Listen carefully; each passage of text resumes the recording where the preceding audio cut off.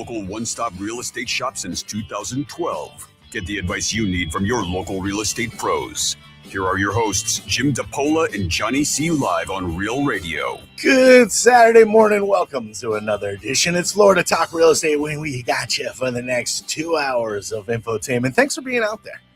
See you at 92.1, 101.7, the old terrestrial radio. Appreciate you tuning in. If you have your free download, your iHeartRadio app, we're worldwide. That's pretty big time, actually. I hate to really point that out, but it's pretty big time. Thanks for tuning in wherever you may be, any inch of the world. We appreciate you. Check in, too. Let us know where you're at. Of course, we live stream.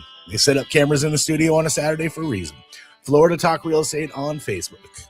You can find us on YouTube as well. Florida Talk Real Estate LLC, home of a ton of informational chunk videos, and a live stream on a Saturday. If you're with us, thanks for being there out the gates. If you're not, you can join in at any time, even after the fact. Go ahead and get you some. Get it all over your face. You're always welcome to join us as well. 877-927-6969. You got questions, comments, concerns in the world of real estate? Dial in.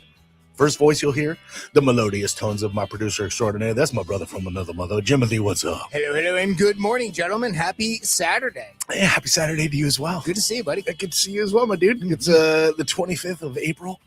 I'm Johnny C., your old buddy, your old pal. Let's get some very important people on a Saturday, like AJ Hollman with experienceappraisers.com. Good to see you, my friend. Good morning. Ooh, in the mic a little bit there. Let me hear you. I want to hear you loud and proud. Oh, louder? That's I thought nice. it was worse. I thought I should back up. No. But the I'm more such an the more amateur. direct you can get into that bad boy, the more everybody gonna hear you.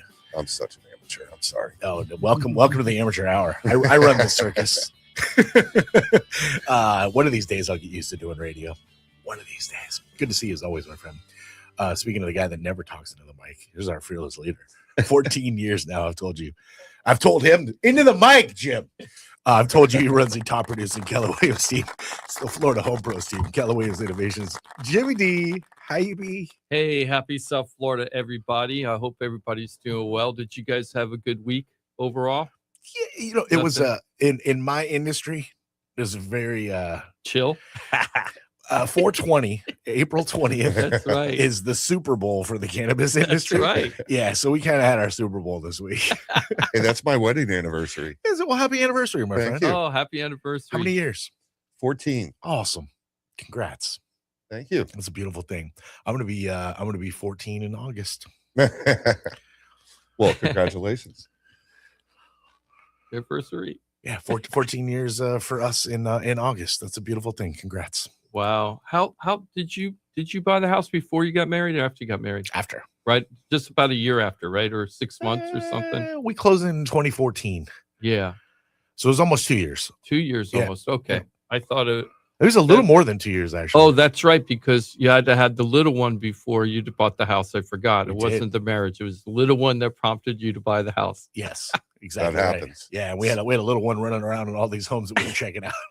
Which one did you respond best in? What's going on with your hat? What's Non-Point? Non-Point is a band? Yeah, it's the act we're going to see in Tampa today. Oh, today? Yes. Cool. Are you driving back down home or are you staying up there? Quick overnighter. Overnighter? Quick overnighter. Yeah. Hope you enjoy. That'll That's be gonna be cool. awesome. Thank Where you. did you say, Tampa? Yeah, Tampa. Yeah, I'll tell you off air a hotel not to go to. Reverse advice. Yeah. Hope it's the one I'm booked at. What color's the roof? You know what? The hotels in quote unquote Tampa, just way too much money, man. Yeah. We okay. went 8 miles out of and saved a ton. Like I'll drive 8 miles. Sure, yeah. Save That's no big a deal. lot of money. Yeah. No big deal at all. That's okay. Yeah. Mhm. Have a good time. Thanks, man. Yeah. Appreciate you. That's very cool. We have a lot. We have a lot to go over today. I think we have a lot. I didn't do as much show prep as I wanted to do because I've been so busy. So we're going to, I think we might run out of time at the end. So you're going to have to bail me out, guys. Oh, we definitely run out of time at the end. Please We do. call today Actually, just to break it up, just to make sure we have enough time. And we do have a caller on the line, so whenever you're ready. Oh, we can do awesome. That, so. Okay. Just hold on 1 second. Don't hang up on me because we need you. Just want to go a couple other things first. You can put that off. We're going to talk about the March market report. We're going to talk about the March market report. There was a lot of stuff going on in there. We got AJ Hollman from Experienced Appraisers. So it's going to be great to talk about that. We're Awesome. also going to talk about the NORA district, which is actually the Northern Railroad Avenue.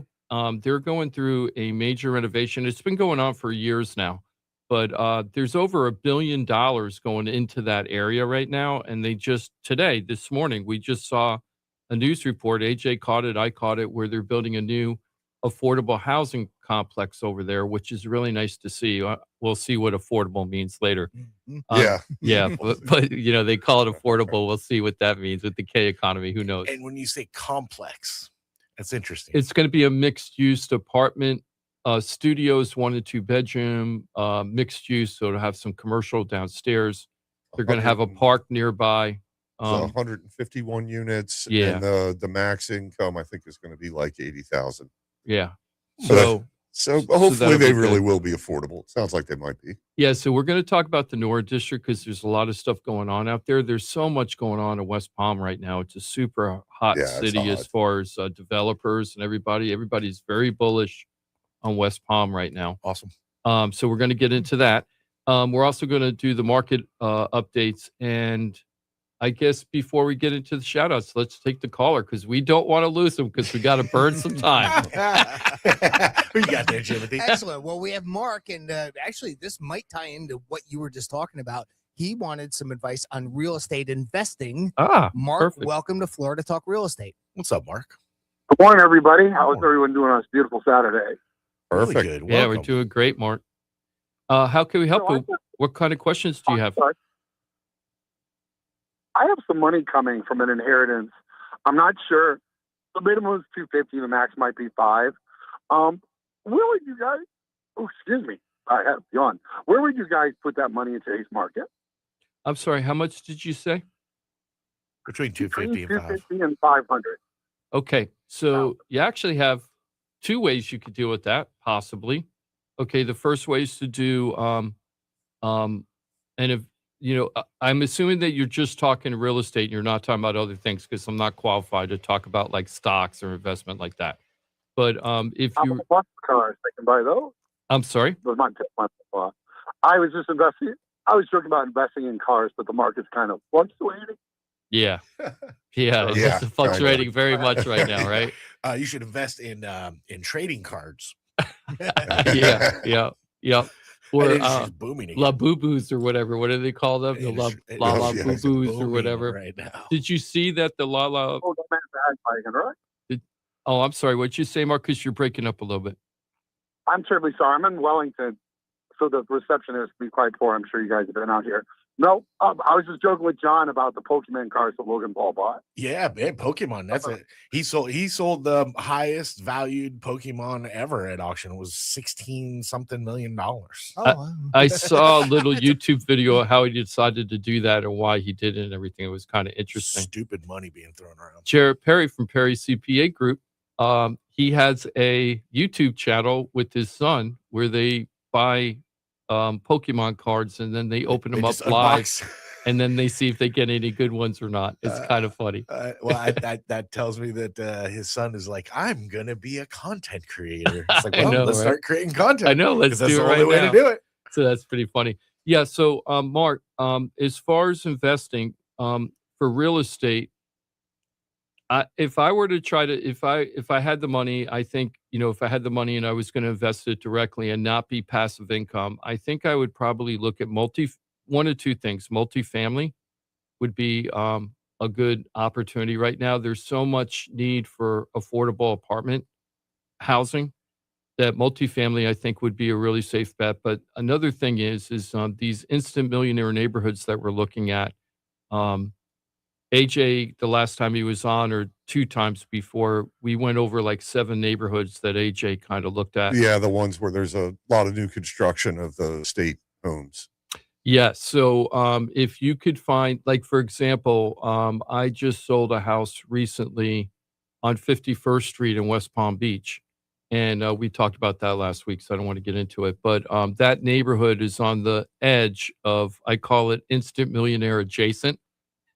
Meaning that it's not that neighborhood yet, but I just saw one of the houses being torn down to build the big mega mansion on the lot.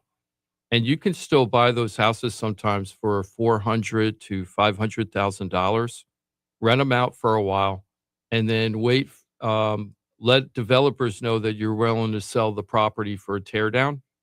And the developers might give you, over time, they might give you a very significant upgrade on the pricing.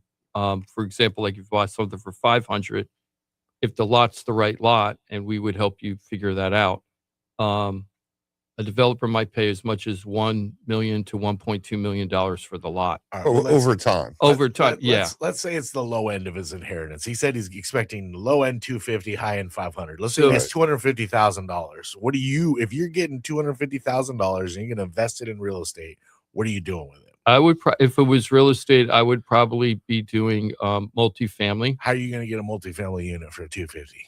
Well, you're not going to buy it cash. You're going to buy it and have some financing, but it's going to cash flow because you're putting down 250. There you go. So you would have to get a mortgage with that plan for the multifamily. Now, the other options is to buy a house, fix it up, and sell it.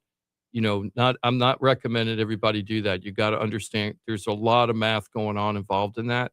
So and there's a lot of risk in that too, because if you miss the market, you get your math wrong, you could not do well. And there's a lot of other people that are in that business. So everybody, that's the thing. When you're buying a property for an investment that's got tear down potential or fix it up potential, like that's if you're going to be actively involved. Were you wanting to be actively involved, or are you looking for passive income, right? Well, I've got two things going for me. Number one, my wife is a contractor. Okay. So I have the ability to help there. Mm-hmm. And number two, if you guys don't mind, I'm not trying to switch gears. So I like where you're going. And thank you, Johnny, for always watching out for me. We've been talking to you for a while. Good. What do you guys think about the Section 8 gimmick? If I can just throw that in as a brief question. I'm trying to add to your volume of college. Yeah. So Section 8, I used to own a Section 8 property a long time ago in Deerfield. If you plan it out right and you buy a unit and you do Section 8, it can be so easy if you pick the right tenants. And then if you get paid by the federal government where they just put the money in your bank account every single month. That's the way mine was. Now with mine, my tenant had to pay me 20% of the monthly rent, but 80% of it was direct deposited directly from from HUD for the Section 8 program. And it was just direct deposit. It just set and forget it. Now, the thing with Section 8, I don't remember if it's every 6 months or every year. It might be once a year, or if you have multiple leases throughout the year, they're going to come and check your unit to make sure that the unit meets Section 8 code. So what does that mean? Plumbing works, AC works, no electrical problems. That you're keeping, exactly. That you're not a slumlord, and that you're keeping everything okay. I didn't have a problem with those inspections when I was doing it. It's like why wouldn't I want to keep my unit in good condition? Sure. Not just for the tenants, but for long-term deferred maintenance when I go to sell it. So Section 8, I think, can be very good. And if you're going to do Section 8, the more bedrooms, the better. You get so much more money for a 4-bedroom or 5-bedroom unit compared to a 3-bedroom unit. It's really amazing. Huh. And there's a big need out there for the larger units because some people have larger families. So you can, I would look at 4 and 5-bedroom places for Section 8 if I were to do it. My recommendation would be to try to find a multifamily property that's not in good condition, that's in an area that you believe has potential, and we're going to be talking about some of those areas today. And get, especially with your wife being a contractor, get in there, fix it up, get it nice, and get it rented, and just, the whole thing paying for itself, a little bit of passive income. And then, like Jim said, in 10 years, maybe then the developer will be in a good position to double or triple your money. I mean, that happens. And in the meantime, at least you're covering your money and you're doing something with it, So guys, thanks for the advice. Yeah. What are you thinking of doing with the money when you found out that you were getting the inheritance? What are you guys thinking about doing for investment, Mark? Really, I'm not 100% sure. I had some money for when I sold a house, and I started 2 new businesses. One, I took the whole property I already had, and I'm not trying to advertise for our business, but we are an equestrian facility out here in Wellington, and we do a lot of things for events. Like if you guys want to have the POA family event or big media thing or something like that, we have a beautiful facility out where we are. We teach homesteading. We work with kids. We work with autistic people. We've done some stuff with Vincent Royals. So we've turned our property into a production facility because it is a horse ranch and working with that. And then also I built a home-based business on that where, because my wife's a contractor, I do special murals and prints. If Johnny remembers, him and Greek had some really cool shirts many years ago for the Penthouse, and I'm the one who did those. Oh. They're like really good. They're really, remember the really nice baseball jerseys that Greek got you guys? Oh, yeah. You did those? Yes, sir. That was me and my wife did those for you guys. Very cool. That's amazing. You know, Mark, I know who you are now because we had a conversation about 18 months ago, and I'm so glad that you called. I really want the KOPM, and I always say it wrong, so I'm going to just say Knights of Pythagoras Mentoring Network. When I show you this program, Mark, you're going to be so happy to know this program exists. It's basically in Delray, but it covers a bunch of cities. One of my very good friends has been running that nonprofit now for 35 years. And all he does is help children in the Delray area. Most of them are underprivileged, and he gives them all these different types of experiences. And I would love to connect you to see Ron Allen, so to see if we can do an event at your complex, if you don't mind, Mark. I would love that to happen. The kids would be so happy. I'll tell you what, you have them contact me and we'll take care of everything on our house. You will not spend one penny. That would be awesome, Mark. I'm really, really happy about that. We just gave them, they do a weekly podcast, and our group here at the station and some of our fans, Nate was one of them. Thank you, Nate. I know he's hearing that right now. We got them the computer they need so they could do the podcast better and everything, and they were really, really happy. So I would love to get them out there and have the equestrian experience out there. That would be awesome. Well, we also got small animals. My wife for my birthday, this is kind of how we are, got me baby ducks. I mean, we're all about animals, kids, our vets, helping anybody out who needs a hand. That's our mojo. Life has been very blessed for us, and we want to turn it back. And I'm going to kiss Johnny's butt for a little bit because I absolutely adore him. I met him twice, different places, and he is the truest gentleman I've ever met. He's just a good dude. Well, checks in the mail. I appreciate you very much. That's awesome. You're awesome, dude. You bring the community together. When you and G were on the Penthouse and you had some of the ladies rolling with you, it was just such a wonderful time, and I really appreciate it. Now you're with the boys doing real estate. I know you moved up a little bit. It's always nice to see people like you just kind of climbing the ladder, bringing other people. Very kind. Very kind. And thank you for the support, obviously, over many years now. And you just keep shining because life blesses those who bless others. And I got to tell you, it's working out for you because you're living well, my friend.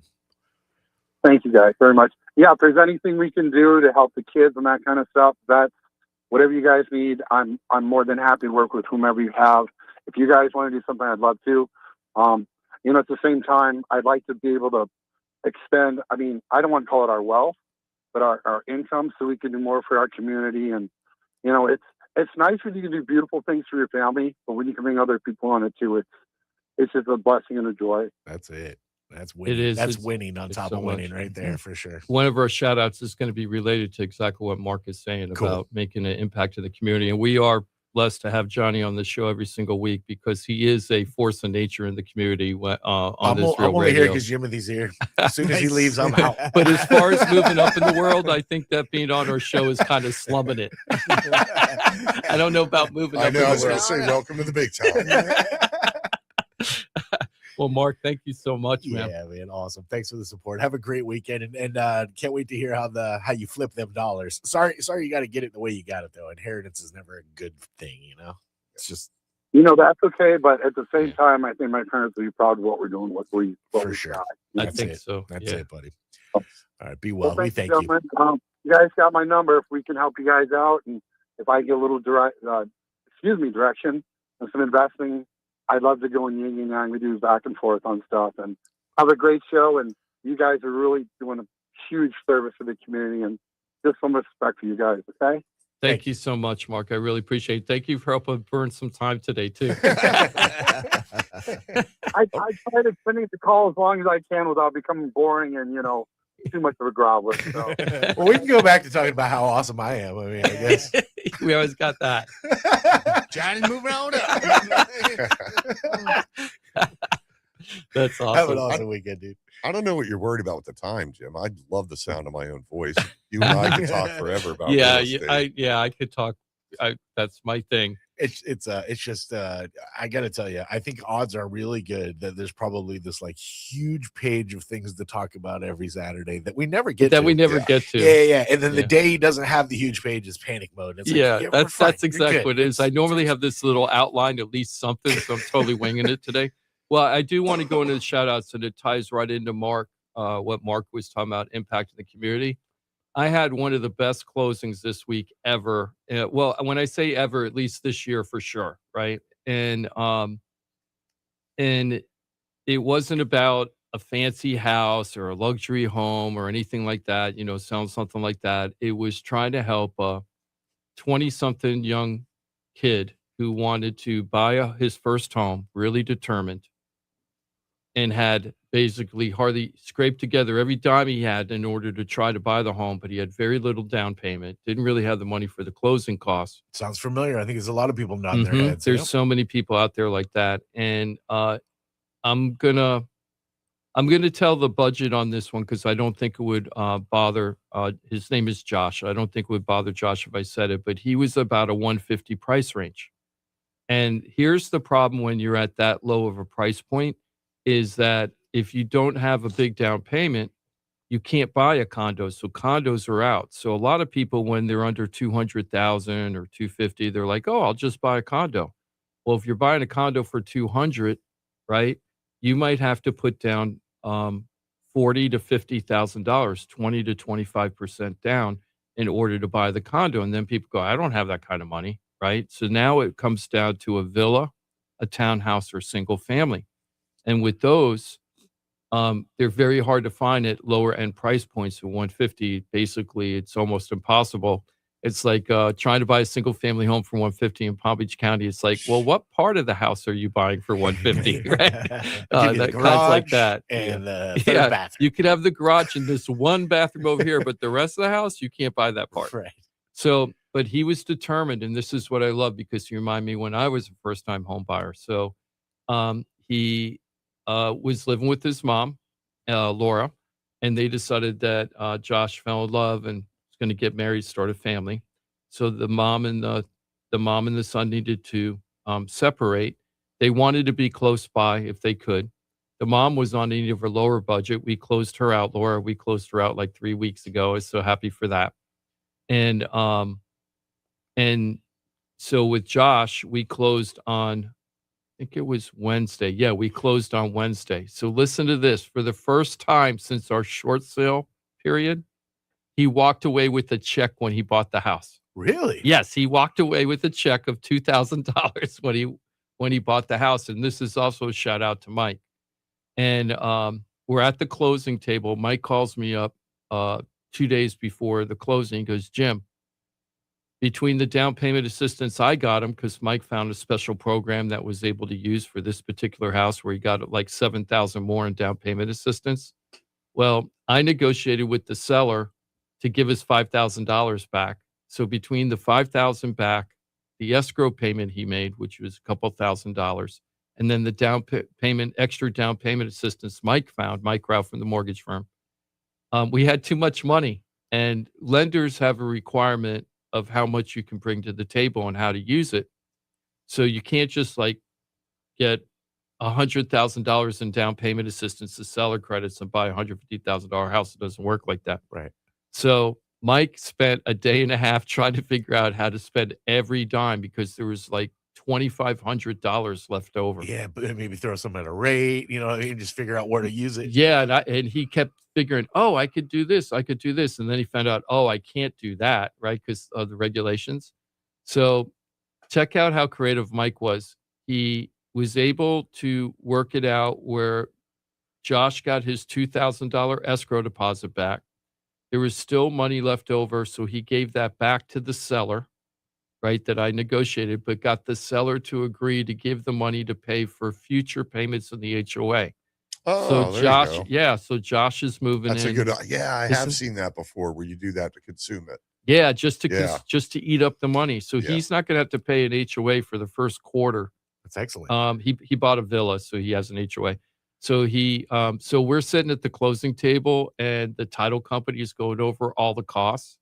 The only money he pulled out of his pocket, now he did pull the money out for the escrow, which he got back. Sure. But the only money he really spent on that deal was the property inspection. How crazy is that? Wow. It's amazing. Right? Wow. Right. That is $500 basically for Yeah. the inspection. And that's what it costs. Not even first class security. That blows away rental.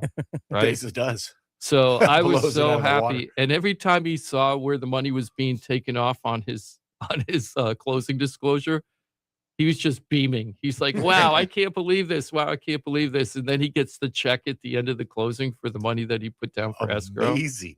So Josh and Laura, thank you so much for trusting us and our team to get everything done for you.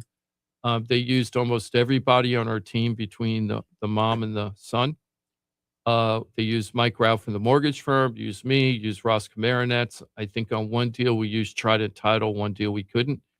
And here's the crazy thing. People might remember this, but Josh put an offer on the house that his mom bought.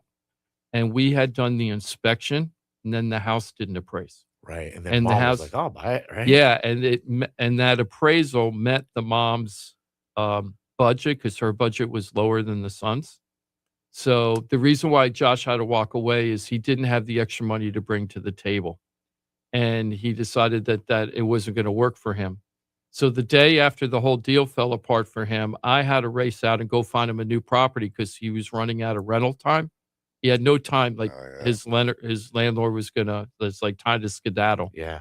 So the next day I ran out, found a villa basically across the street from the house, a different community, but across the street from the house that he had turned down because of the appraisal. Got him under contract that day. Then the next, I was like, whoosh, got through that one, right? Then the next day, the mom calls up and goes like, Jim, if the people will take the appraised value, I'll buy the house that Josh didn't want to buy. And I'm like, what? My head was blown, right? I didn't even think about it. It didn't even occur to me. And she goes, yeah, I'll buy that house. I go, you haven't even seen it yet. She goes, I don't care. Josh liked it. I'll like it.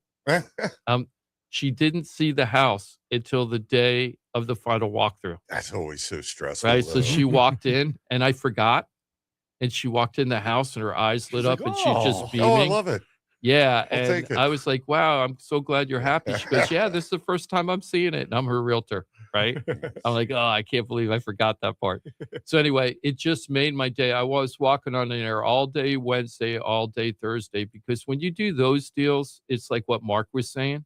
You're really impacting people's lives, and on a very deep level. I remember when I bought my first home down in Delray, I paid $67,000 for a foreclosure back in 1994, and it needed everything. The house was a complete mess, but I was so happy because it was mine. I had the keys to it. It was my house. I could do whatever I wanted with my house. Yep.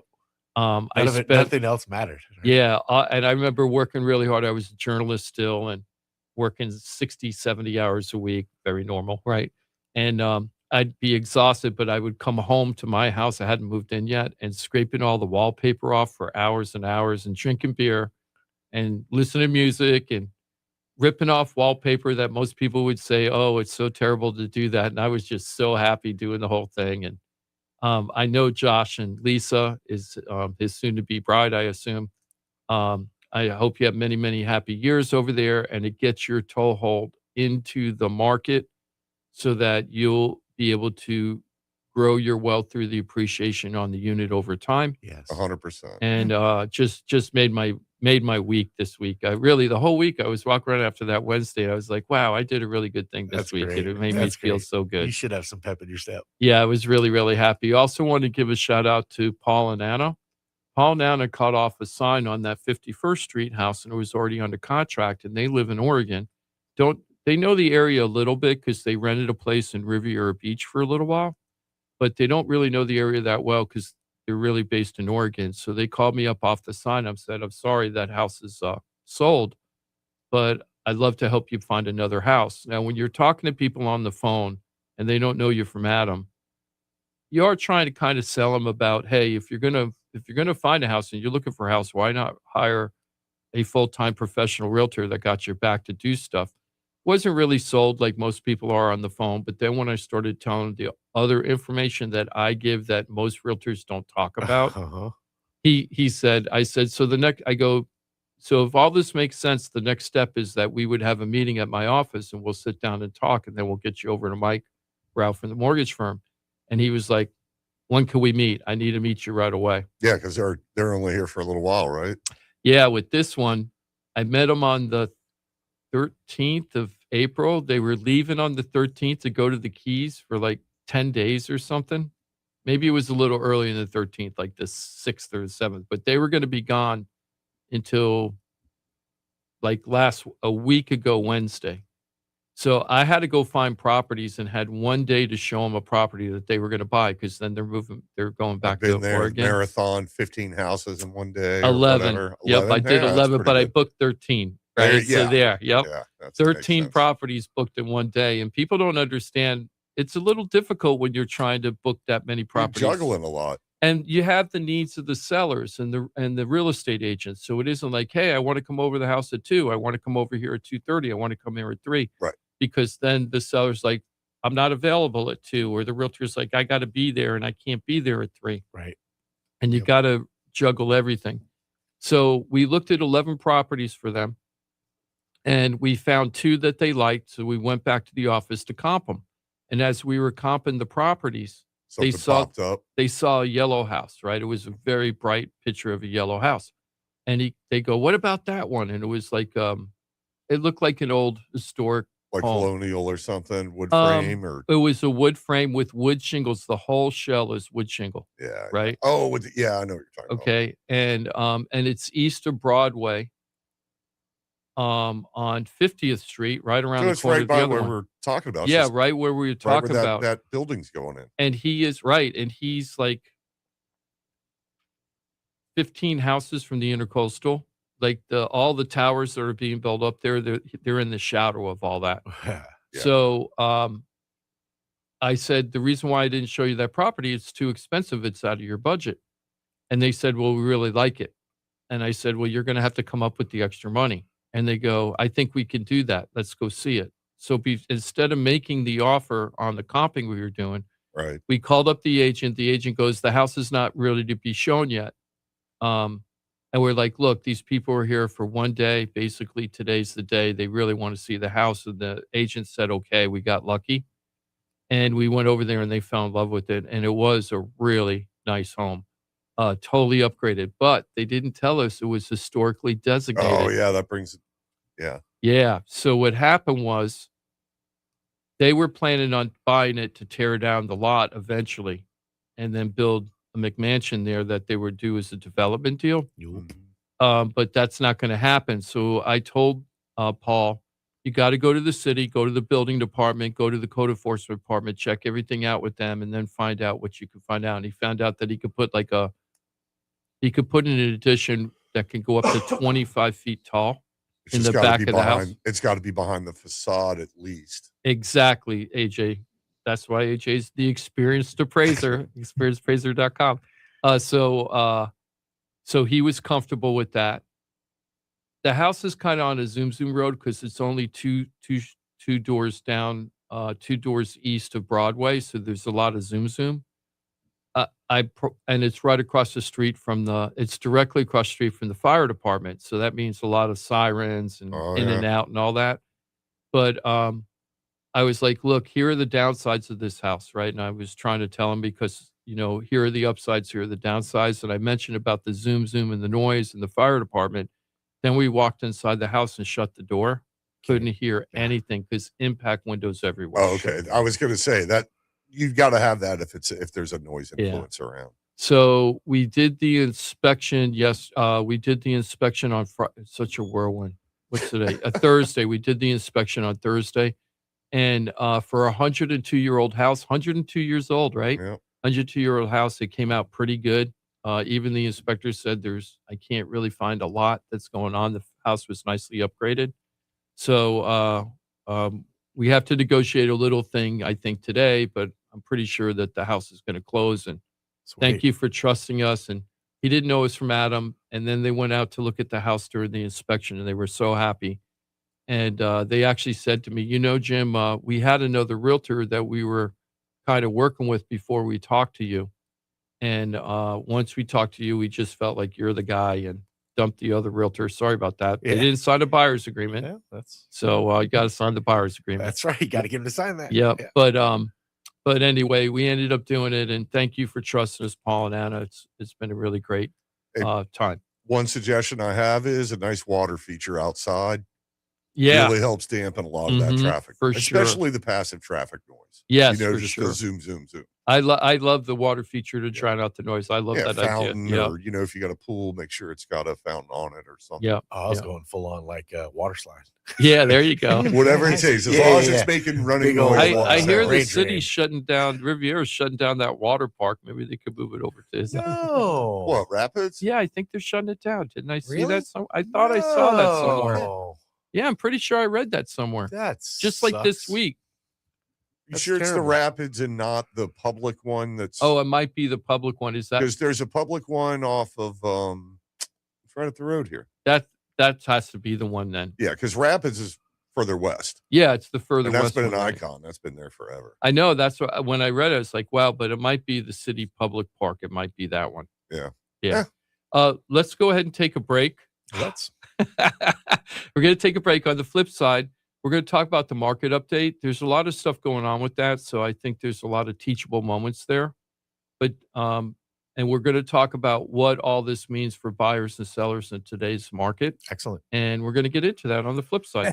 Lots to get into. What you got? Rapids Water Park is listed as closing during part of the year. Oh. Yeah, that's just their winter shutdown or something. Sorry.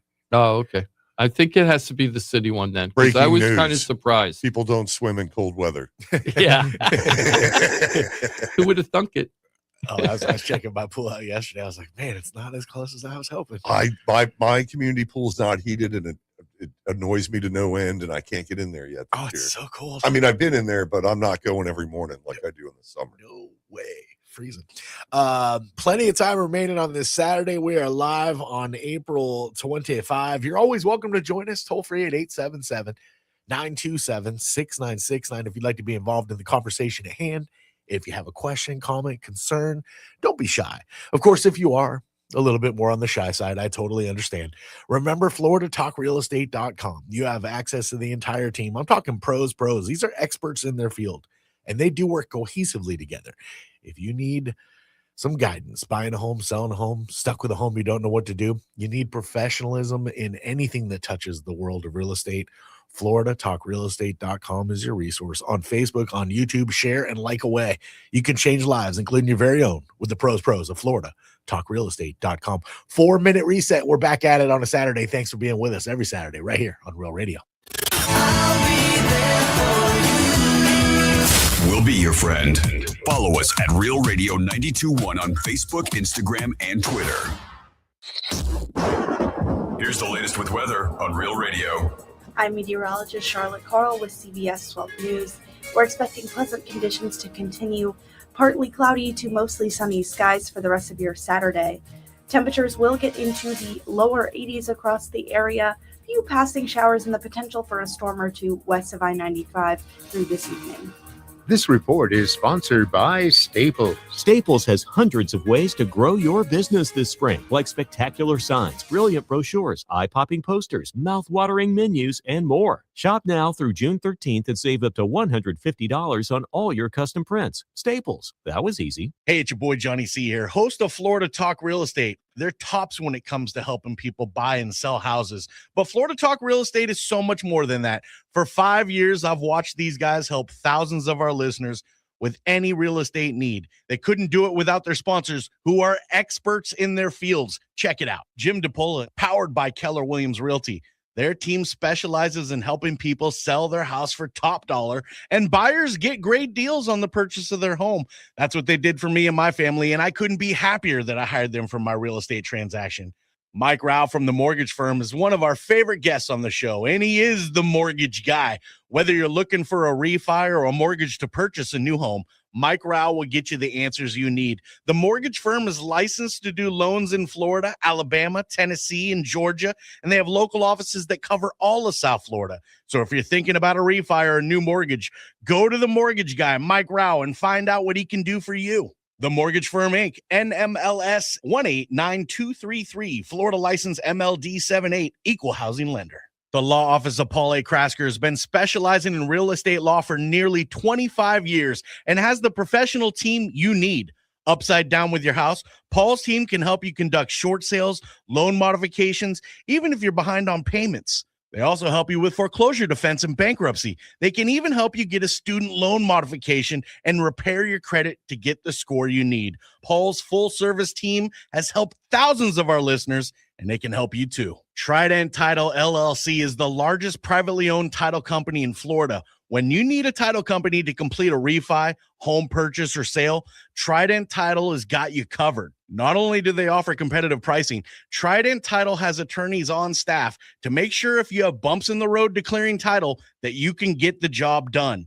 Beware, not all title companies in Florida have attorneys on staff. Trident Title does and complies with all the new federal regulations released last year. Ross Camaronets, owner of Brightway Insurance, has been helping our listeners get great rates on homeowners insurance plans. Haven't checked your homeowners insurance policy in a while? This is a great way to help reduce your monthly mortgage payment.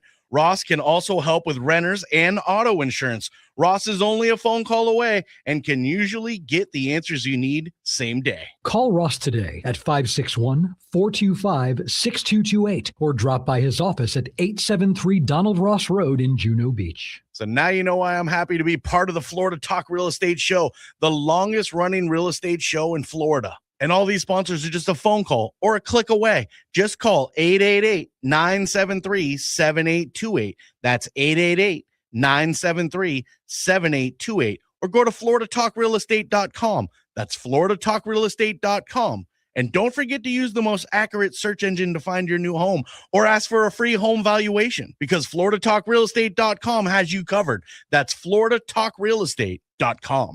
This is Real Radio 92.1 and 101.7. Real talk for the Palm Beaches and the Treasure Coast.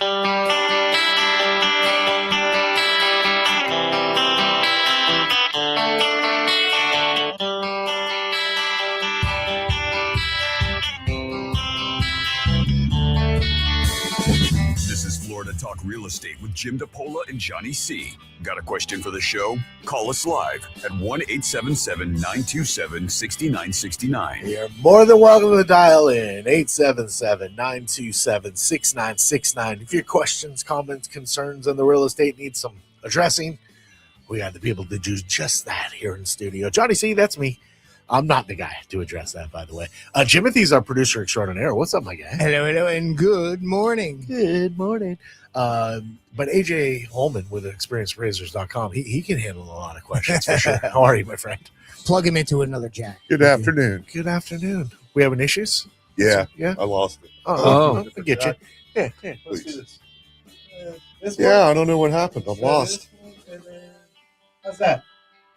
Yeah, there we go. You like that? Yeah, that works. Oh, that's Yeah, there we just got to go. get into a different hole. Yeah. This See how that one works, seems to AJ? work better. Yeah. Notice how gentlemanly I was like, how about that one? Thank you. Can I do? Slip that right in there. Is that one okay? Mhm. Is that good for? You're welcome. You're welcome. Nice to see you, AJ, as always. Never grow up, do we? It's never gonna happen. I'm pretty sure it's never gonna happen. Our fearless leader, 14 plus years now. I've told you he runs a top producing Keller Williams team, the Florida Home Pros, Keller Williams Innovation. Jimmy D, how you be? There's Jim DePola. Hey, I'm doing great, guys. Happy South Florida, everybody. Nice day out. Very nice day. I'm glad. Hopefully it stays not rainy because I got a lot of photo shoots today. Oh, boy. Shout out to Scott and Suzanne's. Johnny, you know him very well. I'm going to be going down there to shoot their condo in Margate. They're going to be selling an estate condo down there, and I'm going to be shooting it today, so I'm excited about that. Awesome. Before that, I'm going to be doing a photo shoot in Royal Palm, and this is going to be a news alert right now. News alert, news alert. I'm going to be putting out a mass email on Monday, and I'm expecting to get some action on it. So you guys are getting it here first, live on the show. I've got a really great property in Royal Palm, 780 Orchid Drive or Orchid Way. I'm sorry, I don't remember which, but 780 Orchid. This is a really great opportunity, not for investors pushing you aside, trying to get first-time home buyer or somebody looking to get an affordable home, because I really want to sell houses to people that want to live there and not be investors if I can, anytime I can do that. Sure. So what we got going is a 3-bedroom, 2-bath house in Palm Beach Colony, which is a very nice area of Royal Palm Beach, single-family homes, no HOA. This house is about almost 1,700 square feet under air. Got a garage, CBS construction. That neighborhood is mostly 1960s, 1970s home. This home is a 2005, so it sticks out a little bit in a good way. And it's got a garage, which a lot of the homes in that neighborhood only have carports. Yeah, they converted a lot of the living area too there. Yep, and they converted it. And this has a true garage, and it's a true 3-bedroom, 2-bath, CBS construction. It is perfectly move-in ready. Is it a little dated? Yeah, it could use a little tender love and care, but nothing that you feel like, nothing like Josh just bought where he's going to have to really do a lot of stuff, right? So this house is move-in ready. They're only asking now 3-bedroom, 2-bath, almost 1,700 square feet under air. They're only asking $445,000 for this house. Nice. But it gets better. This house qualifies for Mike's Smart Start lender incentive program, where you're going to get $15,000 with no requirement to repay ever. $15,000 to help buy the house. You can stack it with down payment assistance programs. So even if you only use the Florida bond program, which is $10,000, you could get $25,000 to help buy this house. If your lender is the mortgage firm. If your lender's the mortgage firm, got to use Mike. Yep. So with the $25,000 on this house, do you mind if I do a little quick calculation? Sure, do Let me that. do a little quick While you're calculation. doing that, because who knows how long that's going to take. Thanks a lot. I'll tell you, And he's right. I like that neighborhood. That's a good location because it's good commuter access. You know, you're right off 441 and then Southern, and 441's right there, the turnpike. So you're out west a little bit, but it's not like the acreage where you've got another 20, 30 minutes to get out there, you know? Exactly. And let me see here. And it's a good neighborhood anyway. Like, even if this home's got, like you said, it needs a little whatever, I promise you any other home you buy in there that's going to be 40, 50 years older or something, probably, it's going to have a lot of stuff, even if it's fixed up. Because that's the thing. People fix things up cosmetically, which is great. I mean, you know, you want a nice kitchen and tile, but you know, the stuff behind the walls, the wire, like the plumbing, the plumbing mostly. Yes, you know, the plumbing. Big one. the stuff behind the walls, you know, Ductwork, AC. Yeah. Attic in general, all that stuff. It's awesome. So if, according to Mike's Quick Qual app, that's what we're using right now. According to Mike's, I love that thing. Yeah, it's awesome. According to his Quick Qual app, if a family buys this at $445, now the owners are only looking at full asking price, because most of the homes in this neighborhood that are 3-bedroom, 2-bath, if they had the garage, they'd be closer to $525. Oh, it sounds like they've built in the discount for what they know needs. So at full asking price, you would need to bring $37,527 to the table if you were doing 5% down, right? So of the 30, I'm sorry, what did I just add there? 37,000, you can get 25 of that from the mortgage firm and down payment assistance if you're a first-time home buyer and you qualify for an any qualifying mortgage, conventional, VA, FHA, USDA, you can get the money. So you would only have to bring $12,000 to the table to get your home. That's a really good opportunity. $12,000 gets you home. Amazing. For a lot of people, that's first last security in a rental apartment. Yeah, that's pretty competitive. It's very competitive to a rental. Maybe you're spending a little bit more money, but you get the house. Yeah, right. You get a house that's in a rent. And the other thing, Johnny, when I was doing the comps over there, I was thinking about your house situation just to say, I wonder what Johnny's doing. And I still believe that you're in the fives for sure. You're in the fives. I know we got as high as 550 or something like that, or a little bit higher, but we have seen prices retract a little bit. I didn't know if you were going to be in the fours, like the high fours, but you're definitely still in the fives with your house. So pretty good compared to what you paid for it back in the day. Oh, no, great compared to. But, ours is going to be a similar situation when we go to list it because we'll list it accordingly. We know what the maintenance that's been deferred that'll be required, and we either do it beforehand or why you deferring maintenance. Yeah, right. What the hell are you doing? Have you heard it's a K economy? Right? It's a K economy, and we're not on the good side of the K. No, we're on the bad side of the K. The other thing about that area right there is we were just talking about those water parks. Yeah.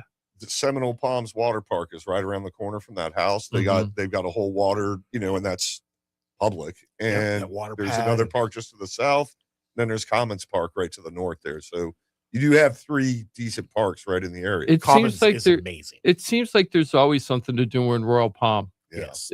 Royal Palm always got really great community function stuff like festivals or bands or food truck places. Isn't that usually in Royal Palm, the food truck gatherings? Yeah, so it seems like the community cares about having parks and stuff like that. So it seems like it's a focus, and they deliver on it pretty regularly. And the school systems are pretty good out there. Yeah, not bad. Yeah, most of the school systems are good if you're going to public school. And then also Wellington also puts on a lot of stuff, which is a sister city. And I was going to say the other side of the K is right there. You can go to some equestrian events. That's where the other K is. So this is a great opportunity.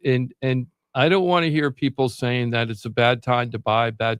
Look what just happened to Josh, right? At $150,000. You can find stuff out there. You can find it, but it's all about your mindset about what type of economy it is. When I bought my house on my first home, when I scraped every dime I had together to try to put it together, it was a horrible economy. 1994, I paid 9.25% for my interest rate.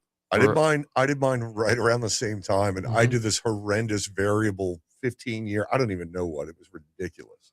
It was so hard to get into to qualify all of it because I was first time home buyer, and you've only got so much money. And then bought that house for $67,000. Last time I checked, that was a $365,000 house many, many years ago. I haven't checked in so long. That house probably today is worth $525,000. Yeah, probably. Right? So, but it's been 30 years, right? But still going from 67 to 500,000 over that time. So there are opportunities out there. You don't have to be depressed about trying and fighting with your landlord all the time. There are ways out of it.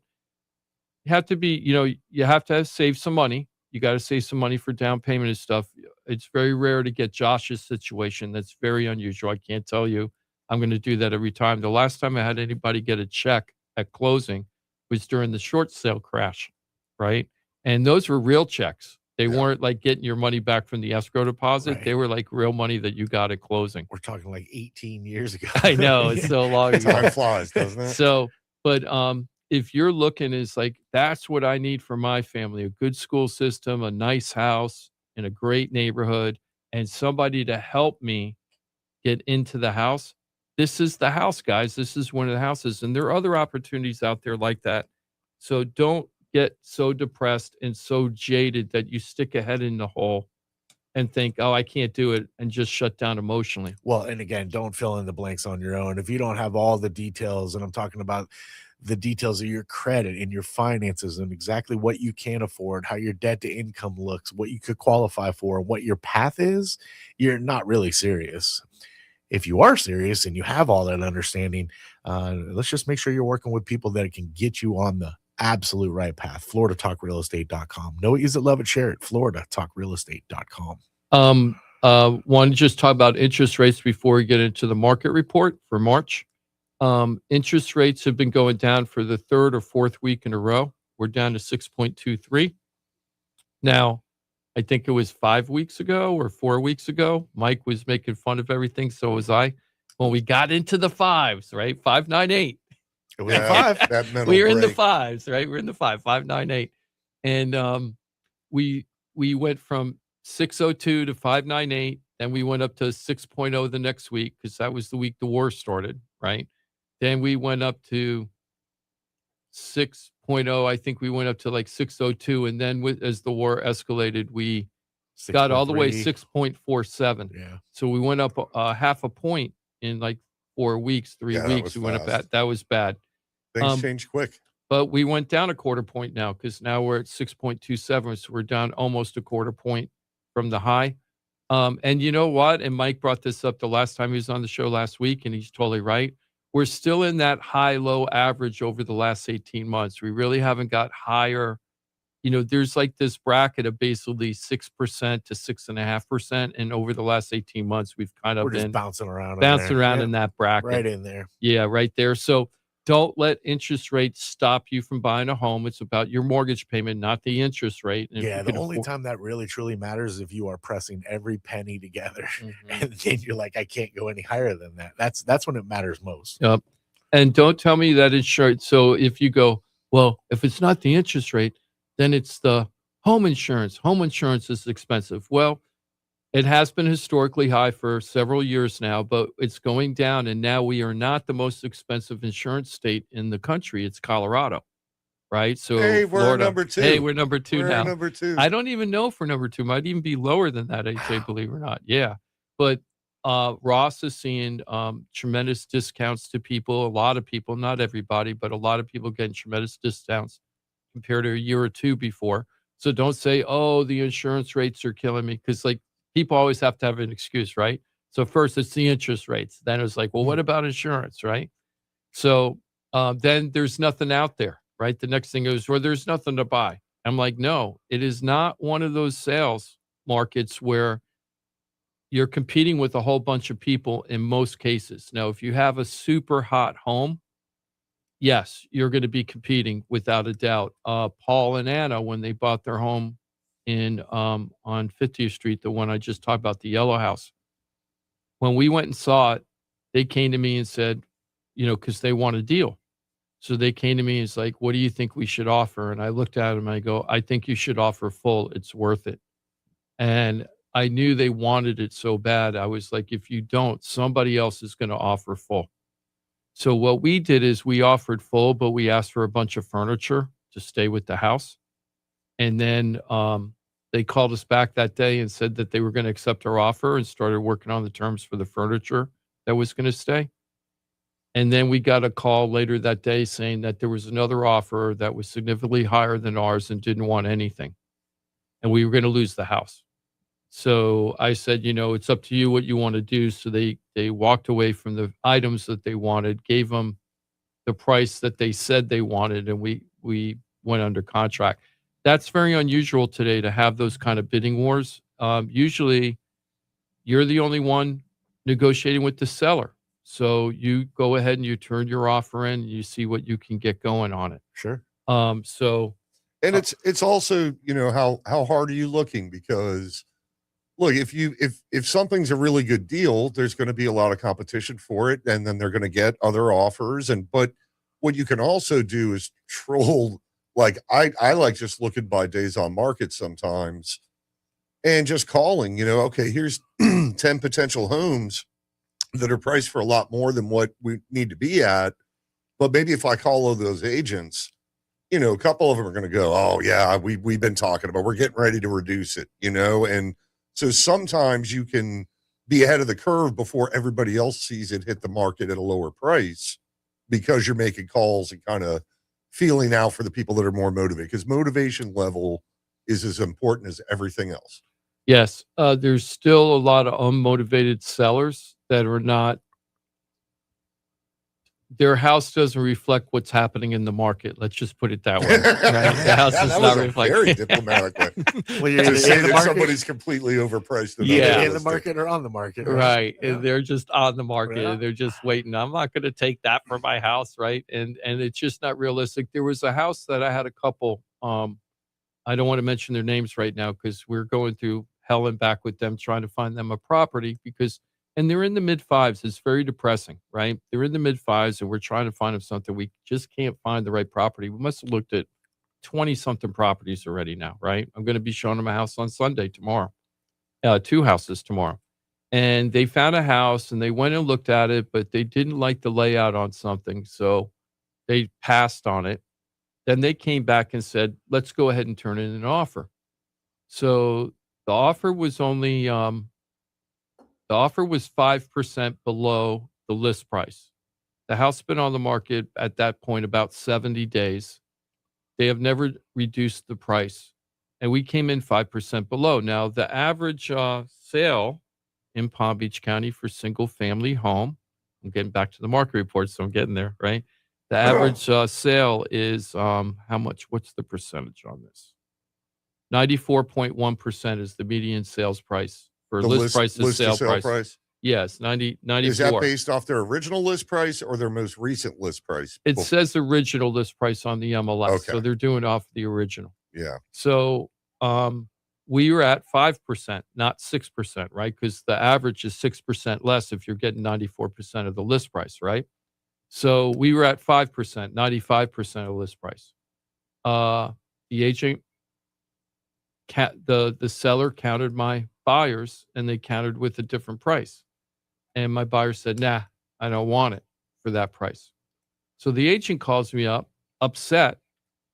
Well, actually, I called the agent. It was very late at night. I had to wait for a long time for the buyers, whether they're going to counter the counter or accept the counter. I finally got the answer. I don't like as a listing agent when people don't tell me what's going on when we're negotiating an offer. So I called them at almost 8:00 at night because That's not bad. I didn't want to real estate. Yeah, I know, but I was trying to be polite. I could have done it the next morning and just say I'll deal with it in the morning. But yeah, I but why let them stress out all night? Yeah, Maybe they're waiting to find out. Yeah, that's how I felt. So I gave him a call. Not a good phone call. So call up the agent, tell them that we're not countering, we're not accepting the counter, and we're not countering back. We're holding at our price. And they were like, I can't believe that your buyer would expect our seller to know that the seller would not counter that price like that, right? And I didn't want to say, hey, do you know what the market stats will give you better than the average median sale price right now? Maybe you should talk to your seller. 5% off is not It isn't ridiculous crazy at all. Right, it isn't crazy. And there were some issues with the house, right? The roof was much older. There was an unpermitted conversion, right? That was very obvious. AJ, let me ask you a question. So if you took a house and you had a 2-car garage and you took part of that 2-car garage and you built 2 walls and then broke out a little piece of the cube to turn it into like a living space, but it's all done by 2x4s. Nothing's really connected to the ceiling because they wanted to make it easy to tear down. But when you walk in from the house, not the garage, it looks like a regular room and it's done nice. Right, but in reality, when you look at the back side of the wall, you can tell it's a breakaway wall. As soon as you walk in the garage, you see these 2 walls that were like done by 2x4 and plywood. Okay.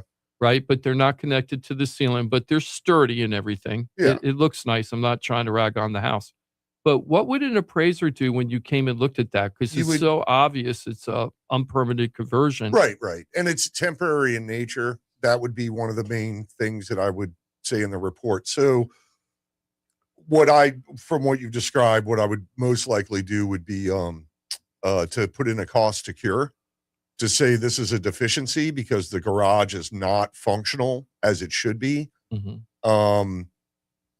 Because if you do add that living, even if it was great walls, even if it was a perfect conversion meant to be permanent, yes, you gain some living area, but you lose the functionality of parking 2 cars in the garage or the area. Right. So what's more likely in most markets, what works out better for the value of the home is to say, look, I'm going to say it's $1,000 cost to cure, to hire a couple of college kids to knock these walls away.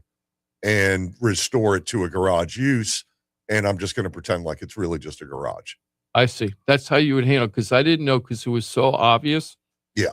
That wasn't really their problem. They had a problem with a different part of the layout of the house, and they felt that it was going to be moving walls and everything, and they were concerned about that.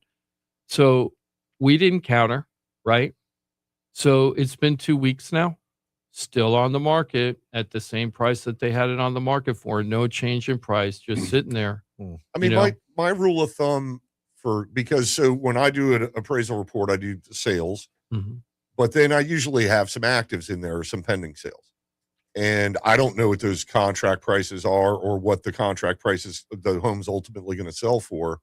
My rule of thumb, just with no other things considered, is 3 to 5%. I assume that if it's listed for $100,000, I'm assuming it's going to sell for $3,000 to $5,000 less than that. And that's just a rule of thumb all the time.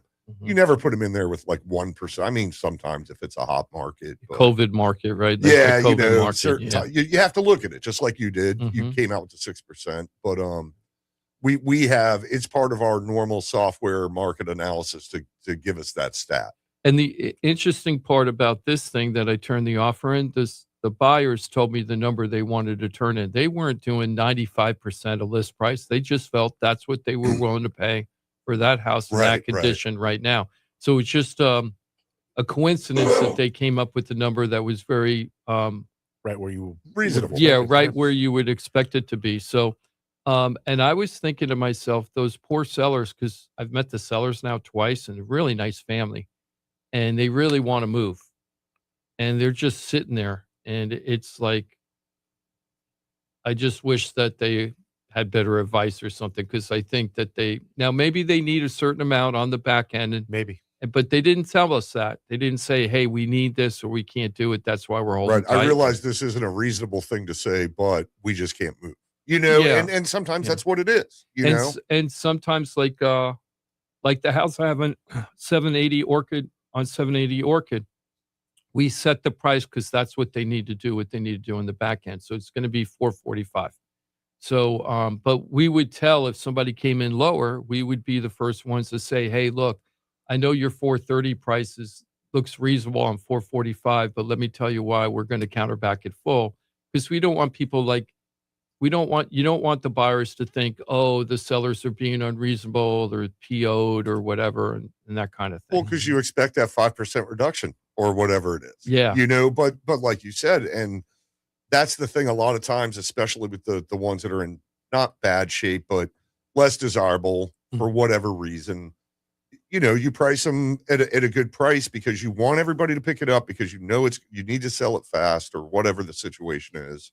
And in those cases, you've got a much tighter list to sale ratio, closer to 100%. Absolutely. Now let's get into a little bit more of the market stats. The first thing I want to do is talk about sales. Now we're talking mostly single family homes right now, but Dade County had a 10.6% increase in the number of sales, not prices, but the number of homes moved compared to last year at this time last year. Palm Beach, it's on fire, 14.3% this March this March compared to last March. Martin County, 21.4%. But Martin County, I don't really count because there's so few homes that sold in Martin County. A couple of homes can really skew a big difference, the median sales price and everything. So Martin County's their own animal. I love Martin County, don't get me wrong, but you can't really tell what's happening in the market because there's so few sales that the more data points you have, the smoother the more accurate your projections like that are. Broward County is seeing a 3.3% year over year for March increase in sales, but this was the surprising one to me. St. Lucie County, which is normally a very strong county, Martin County has been kind of seeing better days behind them right now. 1.1% decrease on the amount of sales in St. Lucie County. Now, the reason why I'm saying Martin County is usually so strong is because of the affordability. Everybody looked at St. Lucie County. Did I just say Martin? Yeah. Everybody said St. Lucie County is the affordability place. If I can't afford in Palm, even if I can't afford in Broward, I could always afford in Port St. Lucie.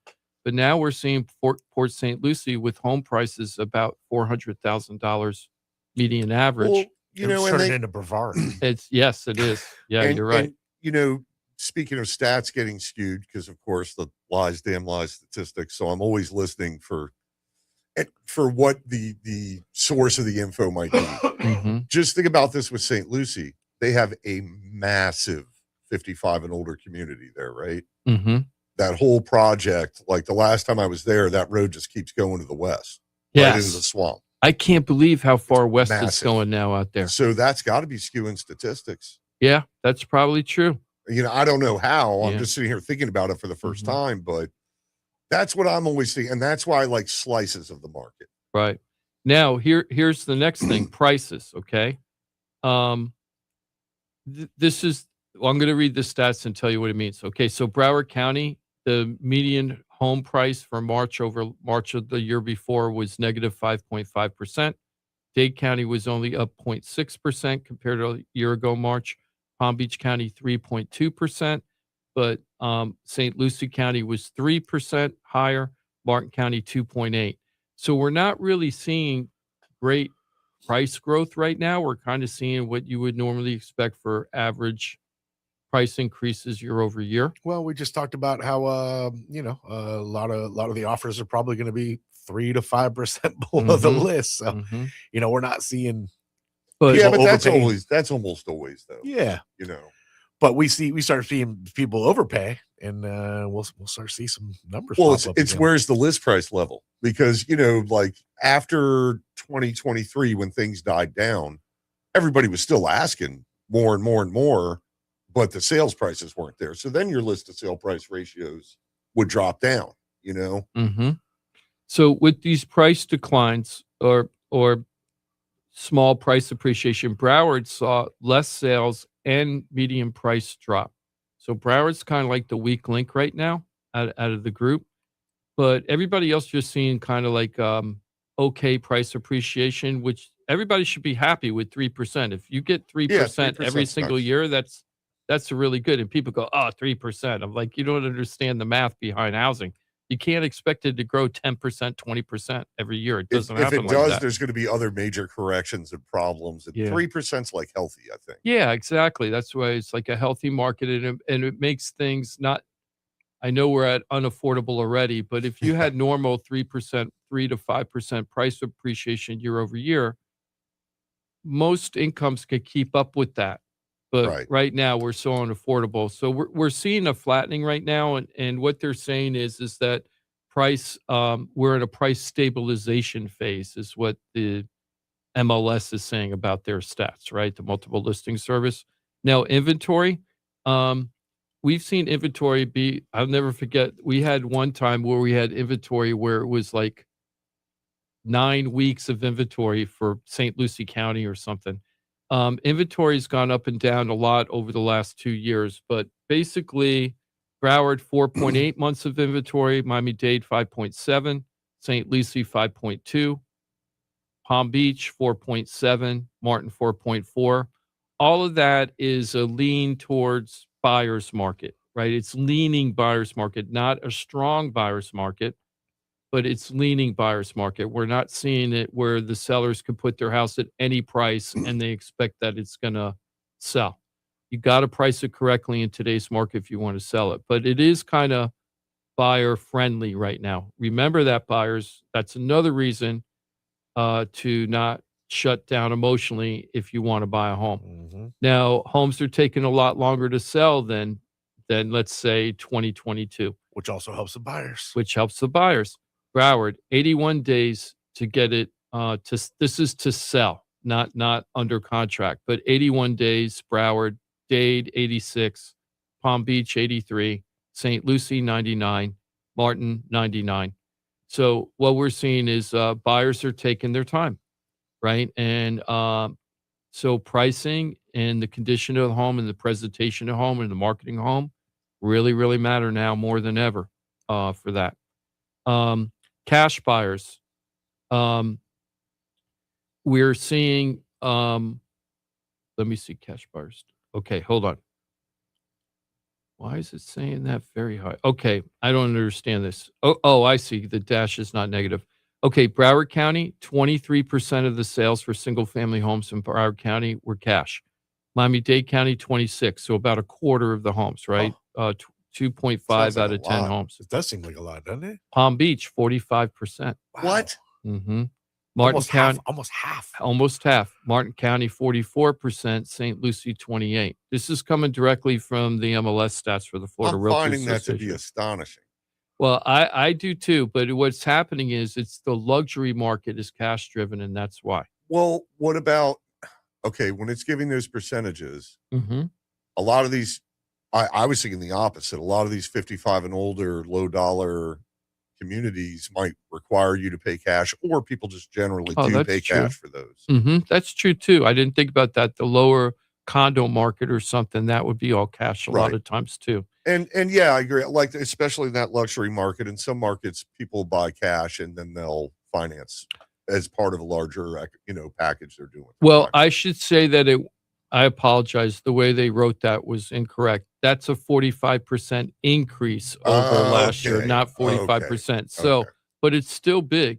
Out of the 1,434 homes in Palm Beach County that sold in March, 646 were cash. Yeah, it's still way more. That's still a lot, right? Still a lot. But I still think it's the lower end driving that, because if there's, more than the upper end, because if they're saying that as a total, every little one of those sales, there might be 1,000 sales for 80 grand for Century Village, or you know what I mean? Mm-hmm. Yes. And those are very often cash. Now, the other thing to point out for sellers is that we're seeing very strong sales compared to the last year. 1,434 homes, for example, in Palm Beach County.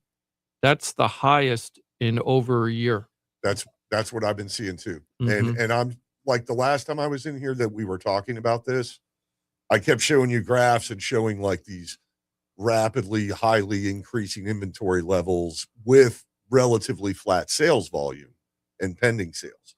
Now what I'm seeing is a flattening of that inventory level. Like, it's elevated, but it's not getting worse. Right. And the sales volume and the pending sales are picking up. Not like crazy, but they're going in the right direction. Way better than it was last time. The last time we had 1,400 sales plus, 1,400 plus, you'd have to go back to March 2024. Right. So we're actually seeing. You say that like it's the 1900s. I know, right? Back in the olden days, 2024. right? We wore wooden shoes back then. 2 years ago, man. Come on. Just to give you an idea, 1,434 in March. January in Palm Beach County was 937. So there has been that's almost a 40% jump just from January. There's definitely more volume going. So there's more volume, but we did see it slow down during that last couple of weeks when the interest rates started spiking up. We saw a lot less people applying for mortgages. We're seeing more people applying mortgages now. Just that quarter point drop. It sounds to me like people are finally realizing, like, all right, my pipe dream of getting a 3% interest rate is it's gone. I'm not going to cling to that anymore. My reality is I'm going to be in the sixes, and let me go ahead and just do this, because time to stop being such a fool. I'm still astonished on this cash sale thing, though. If it's that high of a percentage, like, none of those people are worried about interest rates on their mortgage. And if it's 45% of the buyers out there, no, 45%. It was an increase of 45. But then you said, but it's still high, and it's 600 out of 1,400. Yeah, that's still 600. Yeah, that's true. I don't have my calculator, and I don't want to wait for you to do it, but that'll take forever. I'll probably shut off the whole system. So it's. I'm trying to look here for the $1 million market right now. That's a big number. I never guessed. It is, yeah. It's probably 45%. Yeah, that's what it. Yeah, that's what it so sounds like. $1 million or more. So $1 million or more, 410 sold of the 1,400. So out of the 1,400, 400 were $1 million plus. And then for, let's just say, condos under 200. Well, I don't have condos in here. I'm sorry, I can't do that. So about 400 of the homes were $1 million or more in Palm Beach County. That's crazy, of the 1,400. Yeah, is that a high number, AJ? I mean, I don't know. It's I have it broken down even better. I've been here since 1971. Yes, that's an extremely high number. So $1 million. Yeah, so here's a breakdown of that. I've never seen this chart before. It's called $1 million spotlight. Have you ever seen this on the MLS? This is kind of interesting. $1 million to 1.25 million, 85 homes. 1.25 to 1.5, 67. 1.5 to 2, 74. 2 million to 3 million, 75. 3 million to 5 million, 58. 5 million to 10 million, 27. And 10 million or more. How many people do you think last March bought a house for $10 million or more? How many homeowners? Just in March? Just in March. 15. I want to say 5, but I think it's going to be a lot higher. 24 bought 10 million or more. Right? Is that crazy? Or one guy bought 24 homes. Yeah. And that could have happened. That could have happened building the 10 million compound, more, right? yeah. Building the compound. So it just shows you an idea of what's happening in the market. And I'm going to be starting a new weekly podcast with Chris Peterson, who's coming on my team. And I think we're going to call it the Florida Luxury Collective. And it's just going to be an hour-long podcast. Well, all we do is talk about the luxury market and what's going on in luxury in the area. Nice. And I think it's going to be very interesting. And we're going to be getting into all this in really deep detail. But I found this to be really interesting, this stuff. And so based on all this, what's this? Wow, they have a whole thing called $1 Million Spotlight now on everything in Palm Beach County. Yeah, I want to look at that with you later. Yeah, that's very interesting to me because I've never seen that before. 300 sales a year that are $10 million or more. Yeah. How much money is that? What is that? 30 billion? 3 billion? That's 3 billion. 3 billion? 3 billion with the B. With the B. In a state, and that's just in those.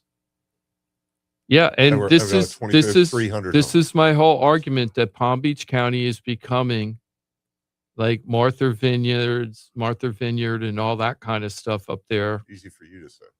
But I really think it's turning into that where it's just getting more and more expensive. You don't go into neighborhoods where you're buying a house for $500,000, tear it down, and you put a $4.5 million property on the lot and not expect to change the demographics of what's happening in our area. Yes, but we're going to be talking, I think, a little bit about West Palm and some of this redevelopment area later in the show. Mm-hmm. You can go 100 yards from the edge of that project and the values don't move that much. Oh, yeah. So my point is... And you can get shot. but you got good drugs. You got good even drugs if it's there. not that bad, I know what you're saying, but my point is, yes, we have this super wealthy trend that is like just crazy to think about, but it's not the whole county, and it's not, it's a very small sliver. It's all either in an equestrian neighborhood in Wellington, or it's on an airstrip, or it's by the beach. It's not like it's everywhere, Yet. That's what I was going to say. I'm saying yet. It's a pretty big county. There's a lot of real estate. It is a big county, but look what's happening. Who would have thought that look at Mark Wahlberg. He just bought that gigantic, enormous property west of the Turnpike in Delray. Yeah. West of the Turnpike in Delray. Yeah. Right? That was farmland when I started here in 87.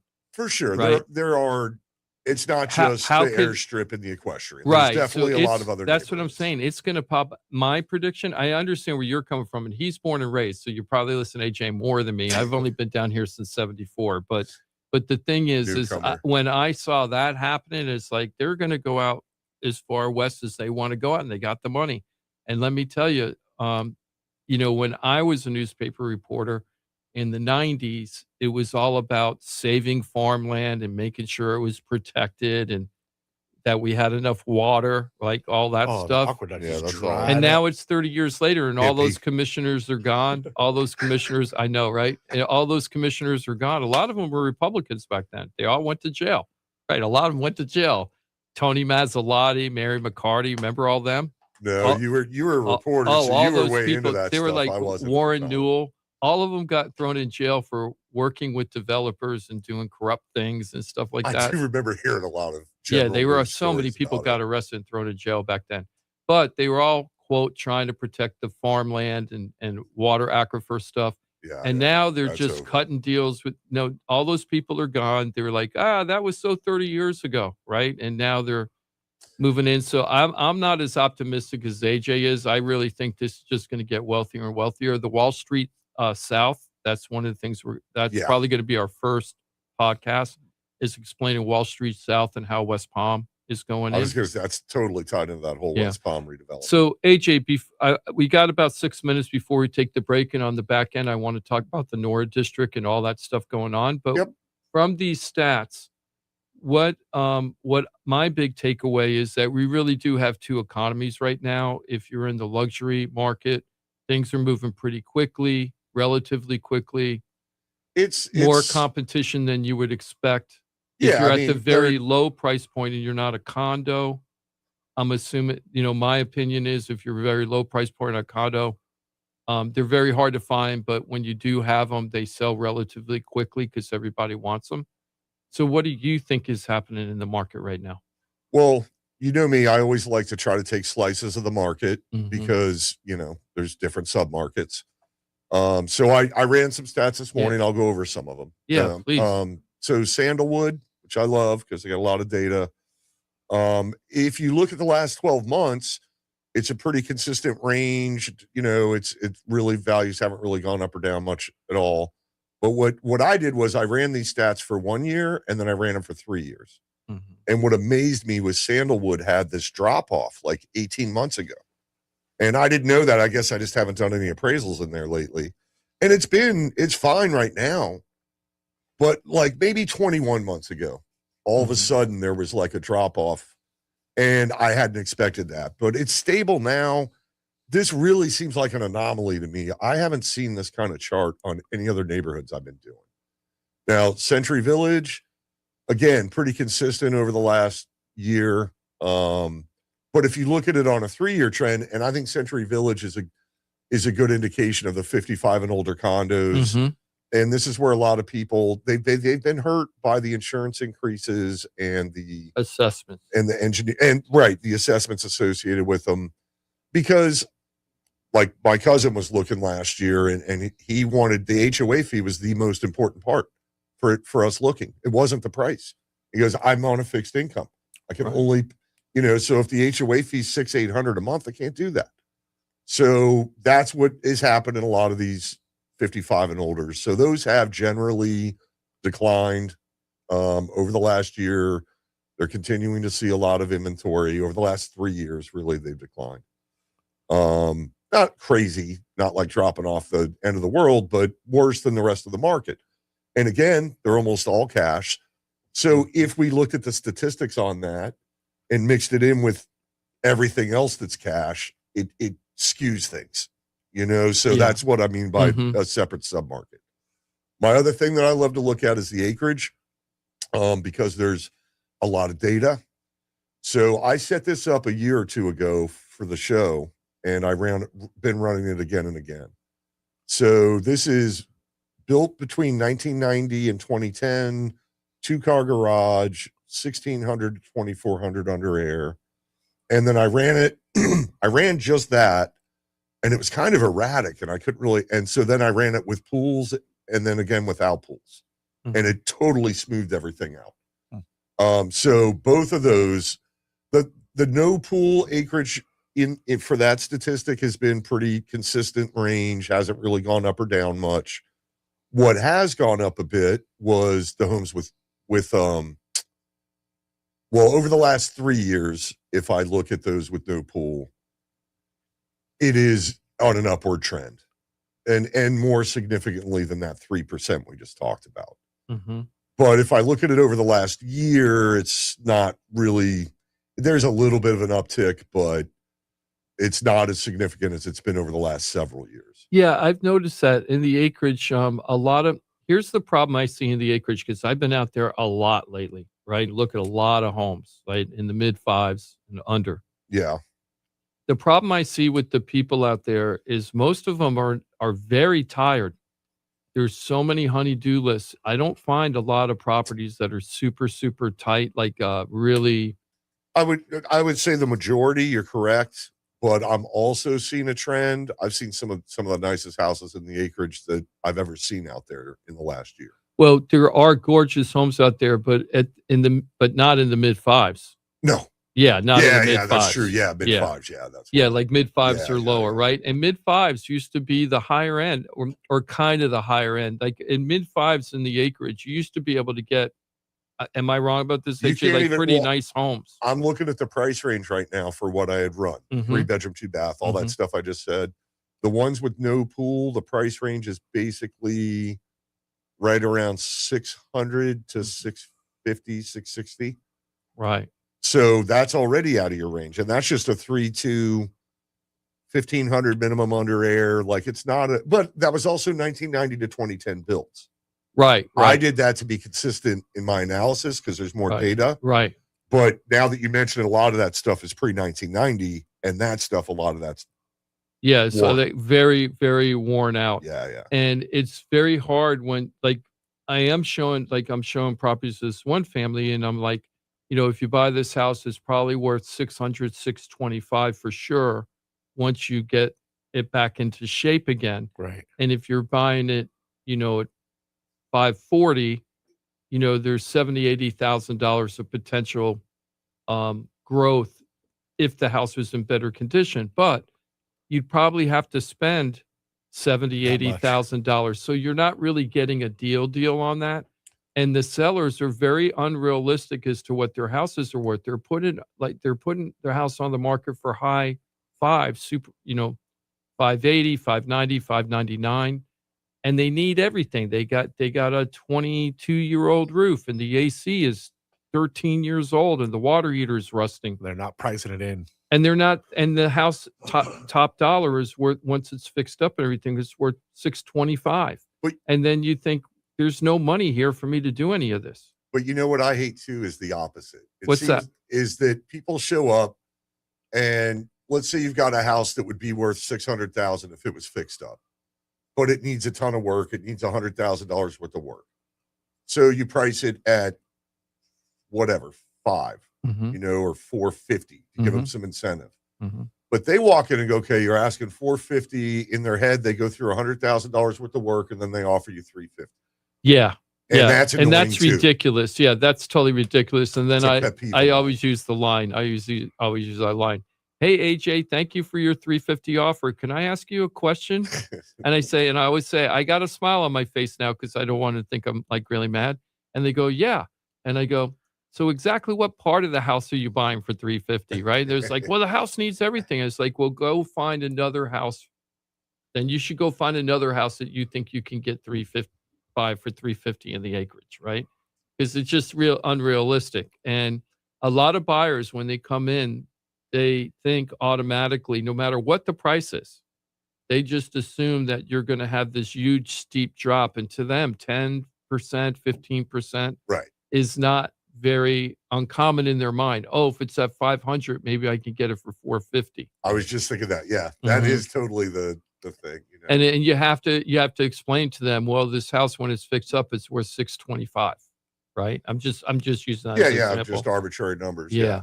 But it is really hard out there. If you're on a budget in the mid fives out there, you have to look a lot. You do. So the pool homes for the same stats that I just called out, those range from basically 640 to 7. Yes. So if you pool home 3.2, 1990 to 2010, that's not that luxury of a home, but it's $750,000. Yeah.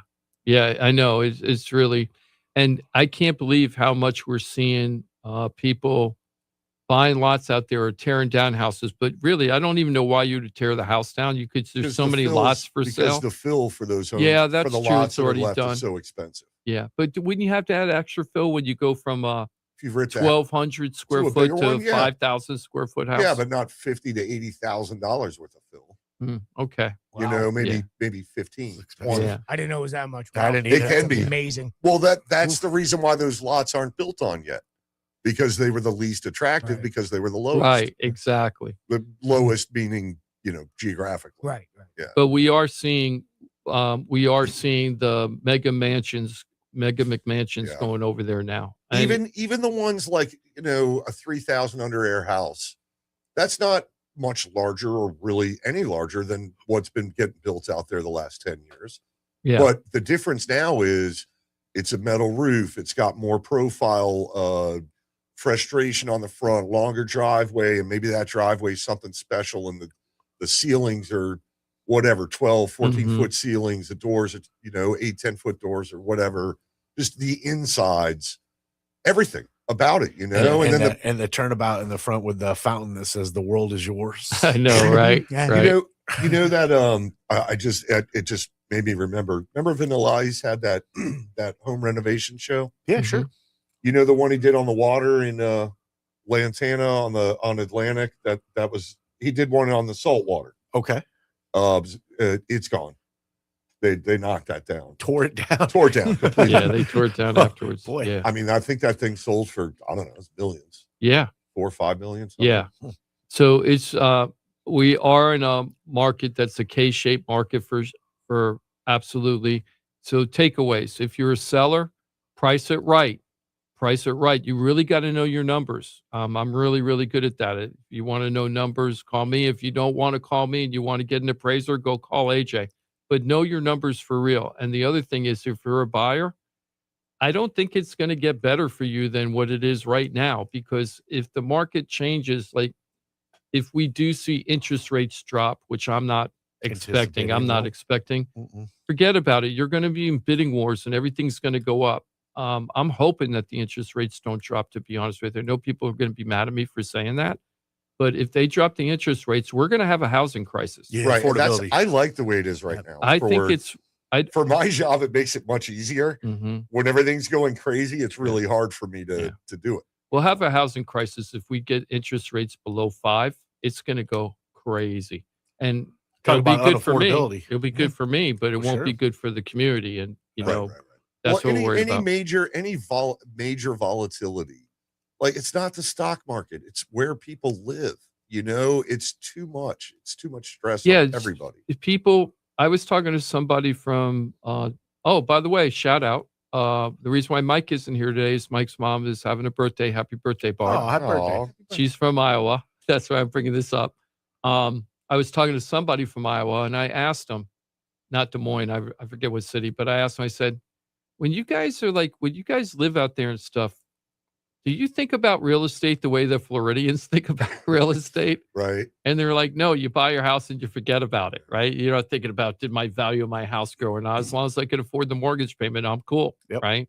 And we're not built that way. Our DNA in Florida is just completely different. Everybody tries to deal like it's a stock market thing. Yeah. And it isn't. It's a place for you to raise your family, enjoy gatherings, raise your family, and enjoy the equity and and the equity is just a bonus. It's better than renting. That's right. You know what I mean?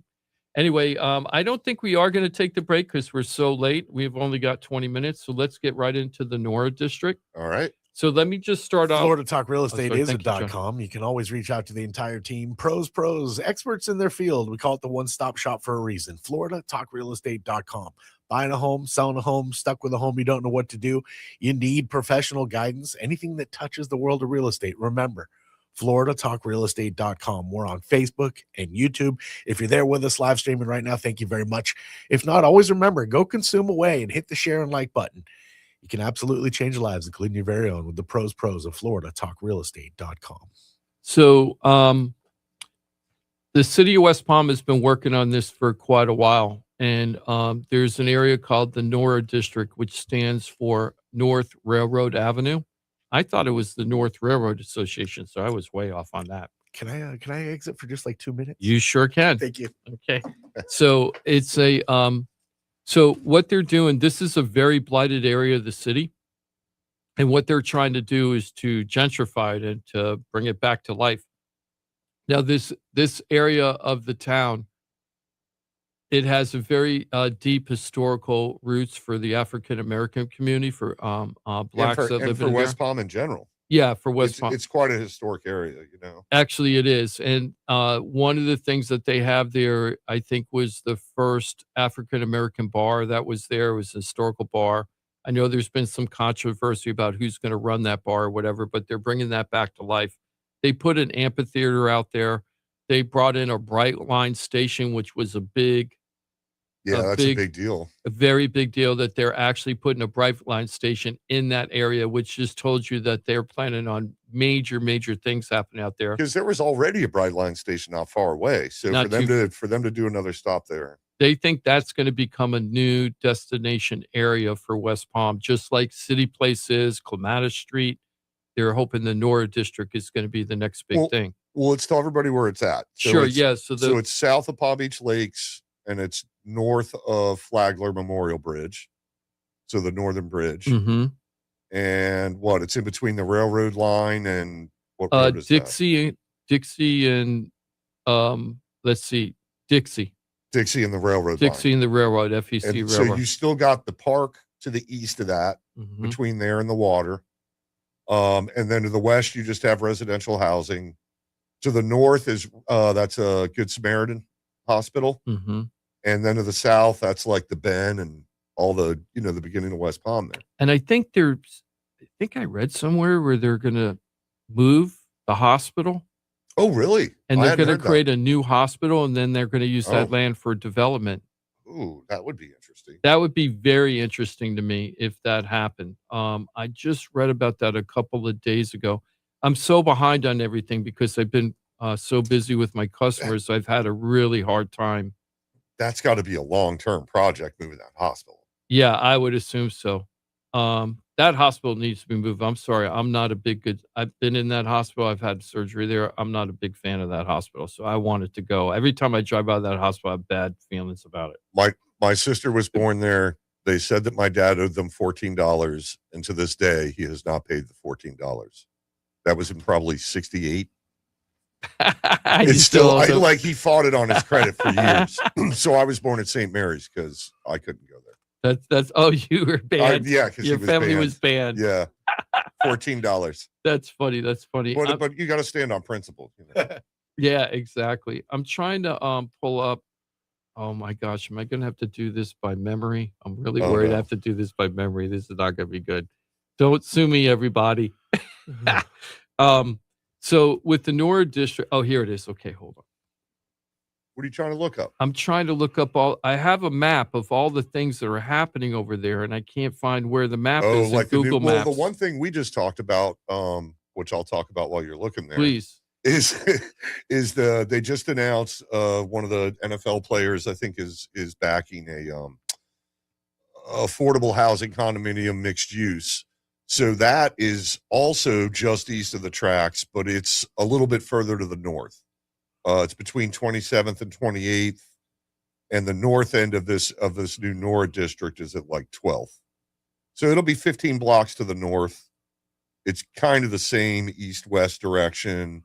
It'll be on the west side of Northwood Shores.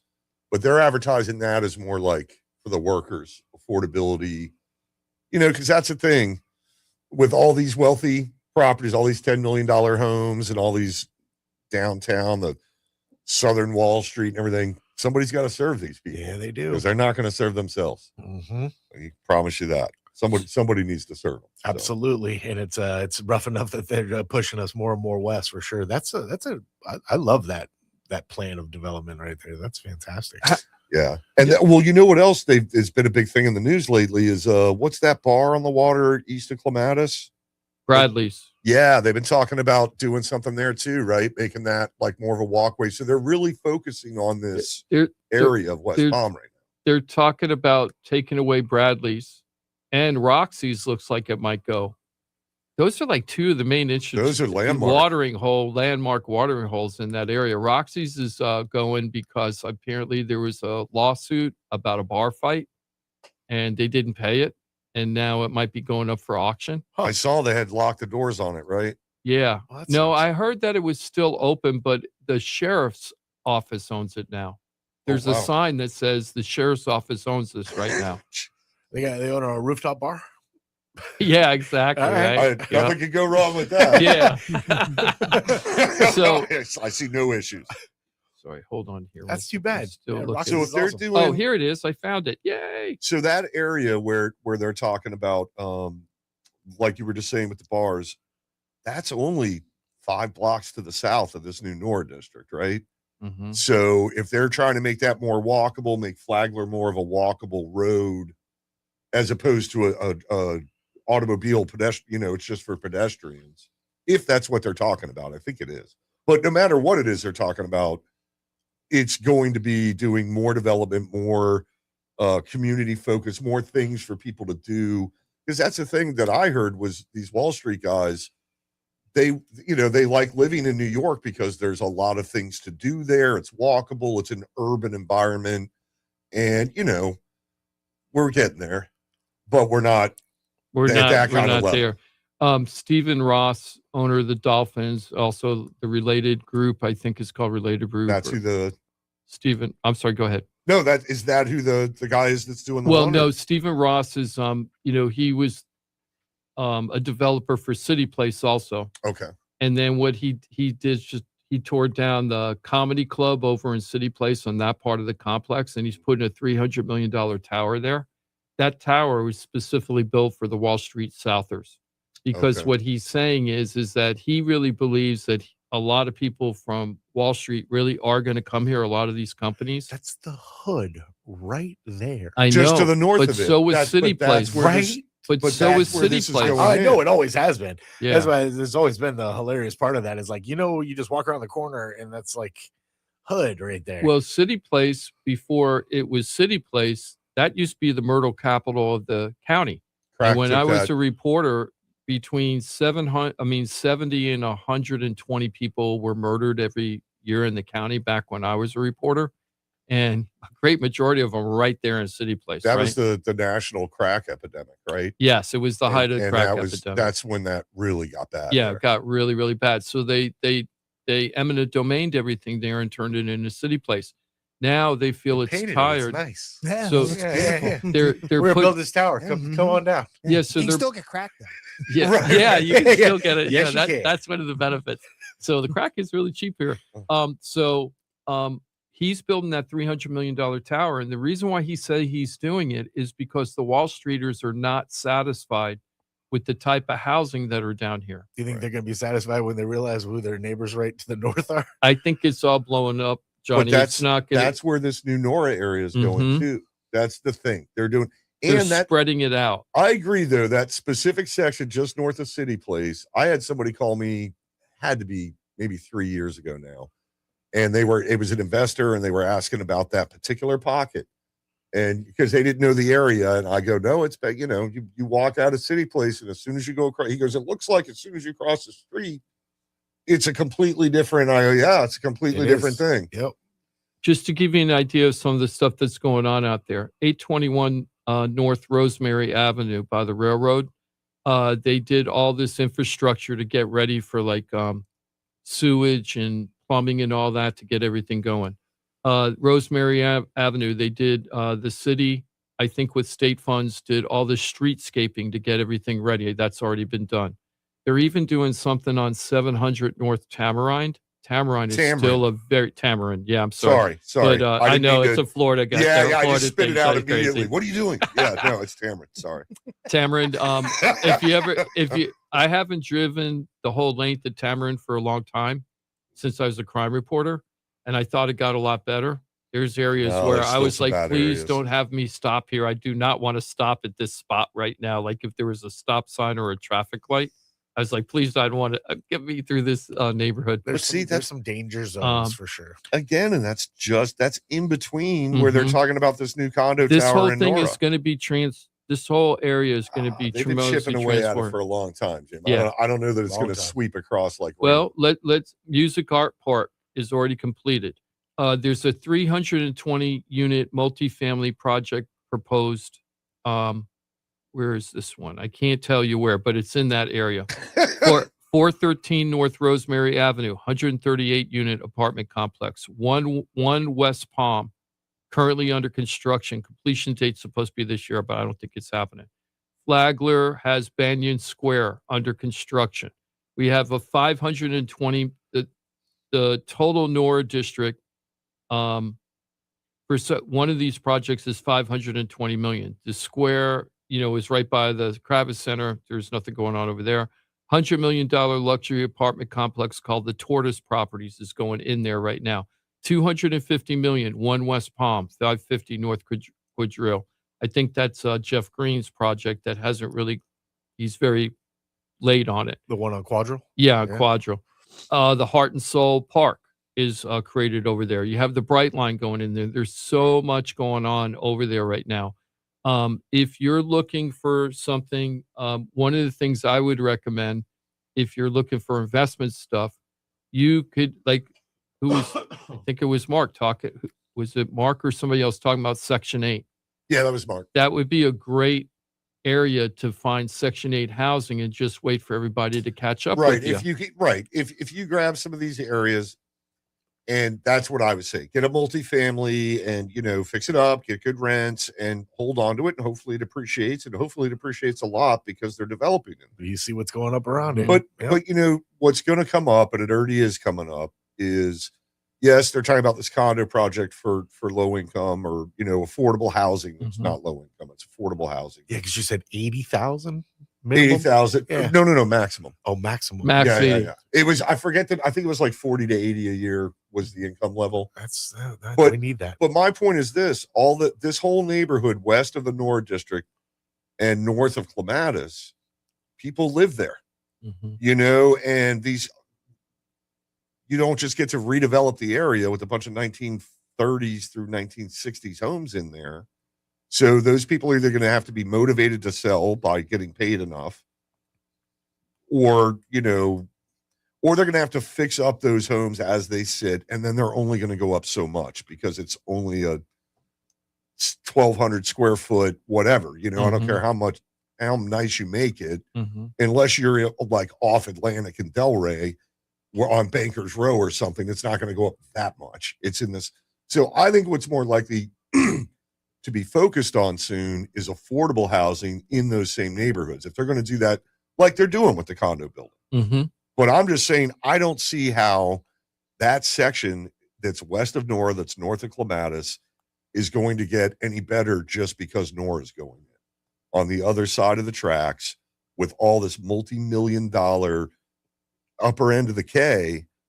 The other side of the tracks is the lower end of the K. It's not like they're going to get a job and all of a sudden they're going to have $500,000, because this district is here now. But it might be like that GL Homes project on 40th Street where they quietly gobbled up all the homes around it and then turned it into this intercoastal project, right? And they, what did they do? I think from Broadway to the intercoastal, they picked a street for the entrance of the community, and they bought every home on the left and right side of the street so they have an entranceway to get in there. I think that's why this investor was talking to me a few years ago about this area, because they were starting to buy. Maybe they'll Airbnb them, maybe they'll do whatever. And that was a few years ago. So it's looking pretty good right now. Maybe some of those older homes will turn into Airbnbs. Oh, 100%. You know what I mean? Will. Some of them will. That is a use right there, because like the Bend is right there, right? So let's say you're going to an event at the Bend, whatever, it's a wedding reception, everybody's staying there, but you're from out of town and you don't have the money, and maybe you're a family of 5, a lot cheaper to maybe get an Airbnb right around the corner. Now that I'm thinking about it, from Dade County all the way up to, let's say, Martin County or St. Lucie, let's go even all the way up to St. Lucie, I don't think there's any other area that has more development going on than like this area right urbanized? now. Yeah, I think this is it, because I don't think Dade is doing anything that's like totally amazing right now. I like don't know anything about south of Boca. Yeah, and you're such a Palm Beach County guy. I am, man. But I go a little north. But Broward County, I know they're doing developments and stuff down there. What was that? That village? There was a good music village with strip restaurants and stuff, and I can't remember what the heck it was called. We used to go watering home, Fort Lauderdale. It was something village. But anyway, they're turning that into regentrifying in that whole area and everything. I can't remember something village. Yeah. I will say the Airbnbs has helped gentrify some of these neighborhoods. Yeah. Because they're, as much as I hate a lot of things about them, they do make them look nice and they're sprinkled throughout the neighborhood. So that might elevate the appeal of that neighborhood for somebody who's just reselling their home, having nothing to do with Airbnbs, you know? The road just west of the Florida Railroad tracks, FEC Railroad tracks. I don't remember the main road. It's like a collector road to get in and out of the neighborhood. But the thing that's parallel with the west side of the railroad, I remember going out there and all the houses on the railroad side were your back door was the railroad, right? And it was like, it's crazy. Very close. I mean, your teeth have to rattle when the train goes by. Yeah. But all those homes were always super, super beat up. They didn't, a lot of them were abandoned. The ones that weren't abandoned, they were rentals and they were slumlords. Yeah. When I drove out there recently, like you'd have slumlord abandoned, beautiful home. Yeah. Slumlord, those beautiful are the home. Airbnbs. Yeah, and I'm like, this is right on their backyard is the railroad, and people are shoving money into those houses and are making them nice. And if that's happening, you know that things are moving. So that area is a really up and coming area that's going to be totally like 10 years from now, you're not even going to recognize. Just like 10 years before City Place, you could never imagine that City Place was going to be there. But the neighborhood directly north of City Place looked exactly the same 10 years later. It did not spill over. But I think the reason why is that developers want to expand now. So they're deciding, hey, let's go ahead and tackle this and tackle that, just like when they tackled City Place. No, it's great. How do you eat an elephant, right? And by the way, I'm I'm so glad they're calling it City Place again, because I did not like Rosemary Square and all those other names they had. Just call it City Place and leave it alone. City Place. Look, I think it's a good thing. I do think that, like you said, really you got to go pretty far from West Palm to get to another area that's as urbanized. You know, with as much activity going on right now. Well, yeah, we have a few things going on. You know, that there's wealth moving into the area. There's these developers that are putting up these monsters. You know, these projects that nothing like that was there. You know, it's just amazing. And the other thing they were complaining about, the stuff that was built 10, 15 years ago that were the newer towers. The Wall Streeters didn't like the type of layout and design of those apartment complexes or the condos. They didn't like them. So they're trying to make it more Manhattan-y, if you will. Right. You know, is what they're trying to do. I think in the buildings and in the surrounding areas. And they're surrounded for walkability and everything. Yeah. So it's going to be really, really interesting. They've been doing that. I mean, hell, Clematis alone, how they've just been expanding the sidewalks, more walkability, more places for the tables. I mean, I used to go to respectable streets back in the early 90s. Good old days. And you were scared putting your car, you know, it's like we didn't leave anything good in there, did we? Yeah. We'll find out. Yeah. Yeah. That guy, Rodney Mayo, who started that whole thing down there, he kind of rebirthed Clematis Street twice before major redevelopments, because when everything was so cheap, he had Lost Weekend, Respectable Streets. Remember Lost Weekend? He had like 3 or 4. He had like 3 or 4, and he was just totally into West Palm, right? Yeah. He's the one that created Sunfest. Sunfest started as an Ice magazine, the place I used to work. Ice magazine started Sunfest, but it wasn't called Sunfest back then. And they called it something Ice Fest. I remember that Ice magazine, I think. Yeah, that was Michael Koretsky. He was the editor of it. And they were doing all that stuff back then. And then it got bigger and bigger, and people started saying, hey, you could actually do something like this. And then eventually it grew into where people took it over and created Sunfest. But Sunfest was started on a local grassroots thing where a bunch of hippie kind of people just wanted to have some lifestyle. Always you and the hippies. I like the hippies. Yeah, hippies are good. So hippie. Hippy dippy.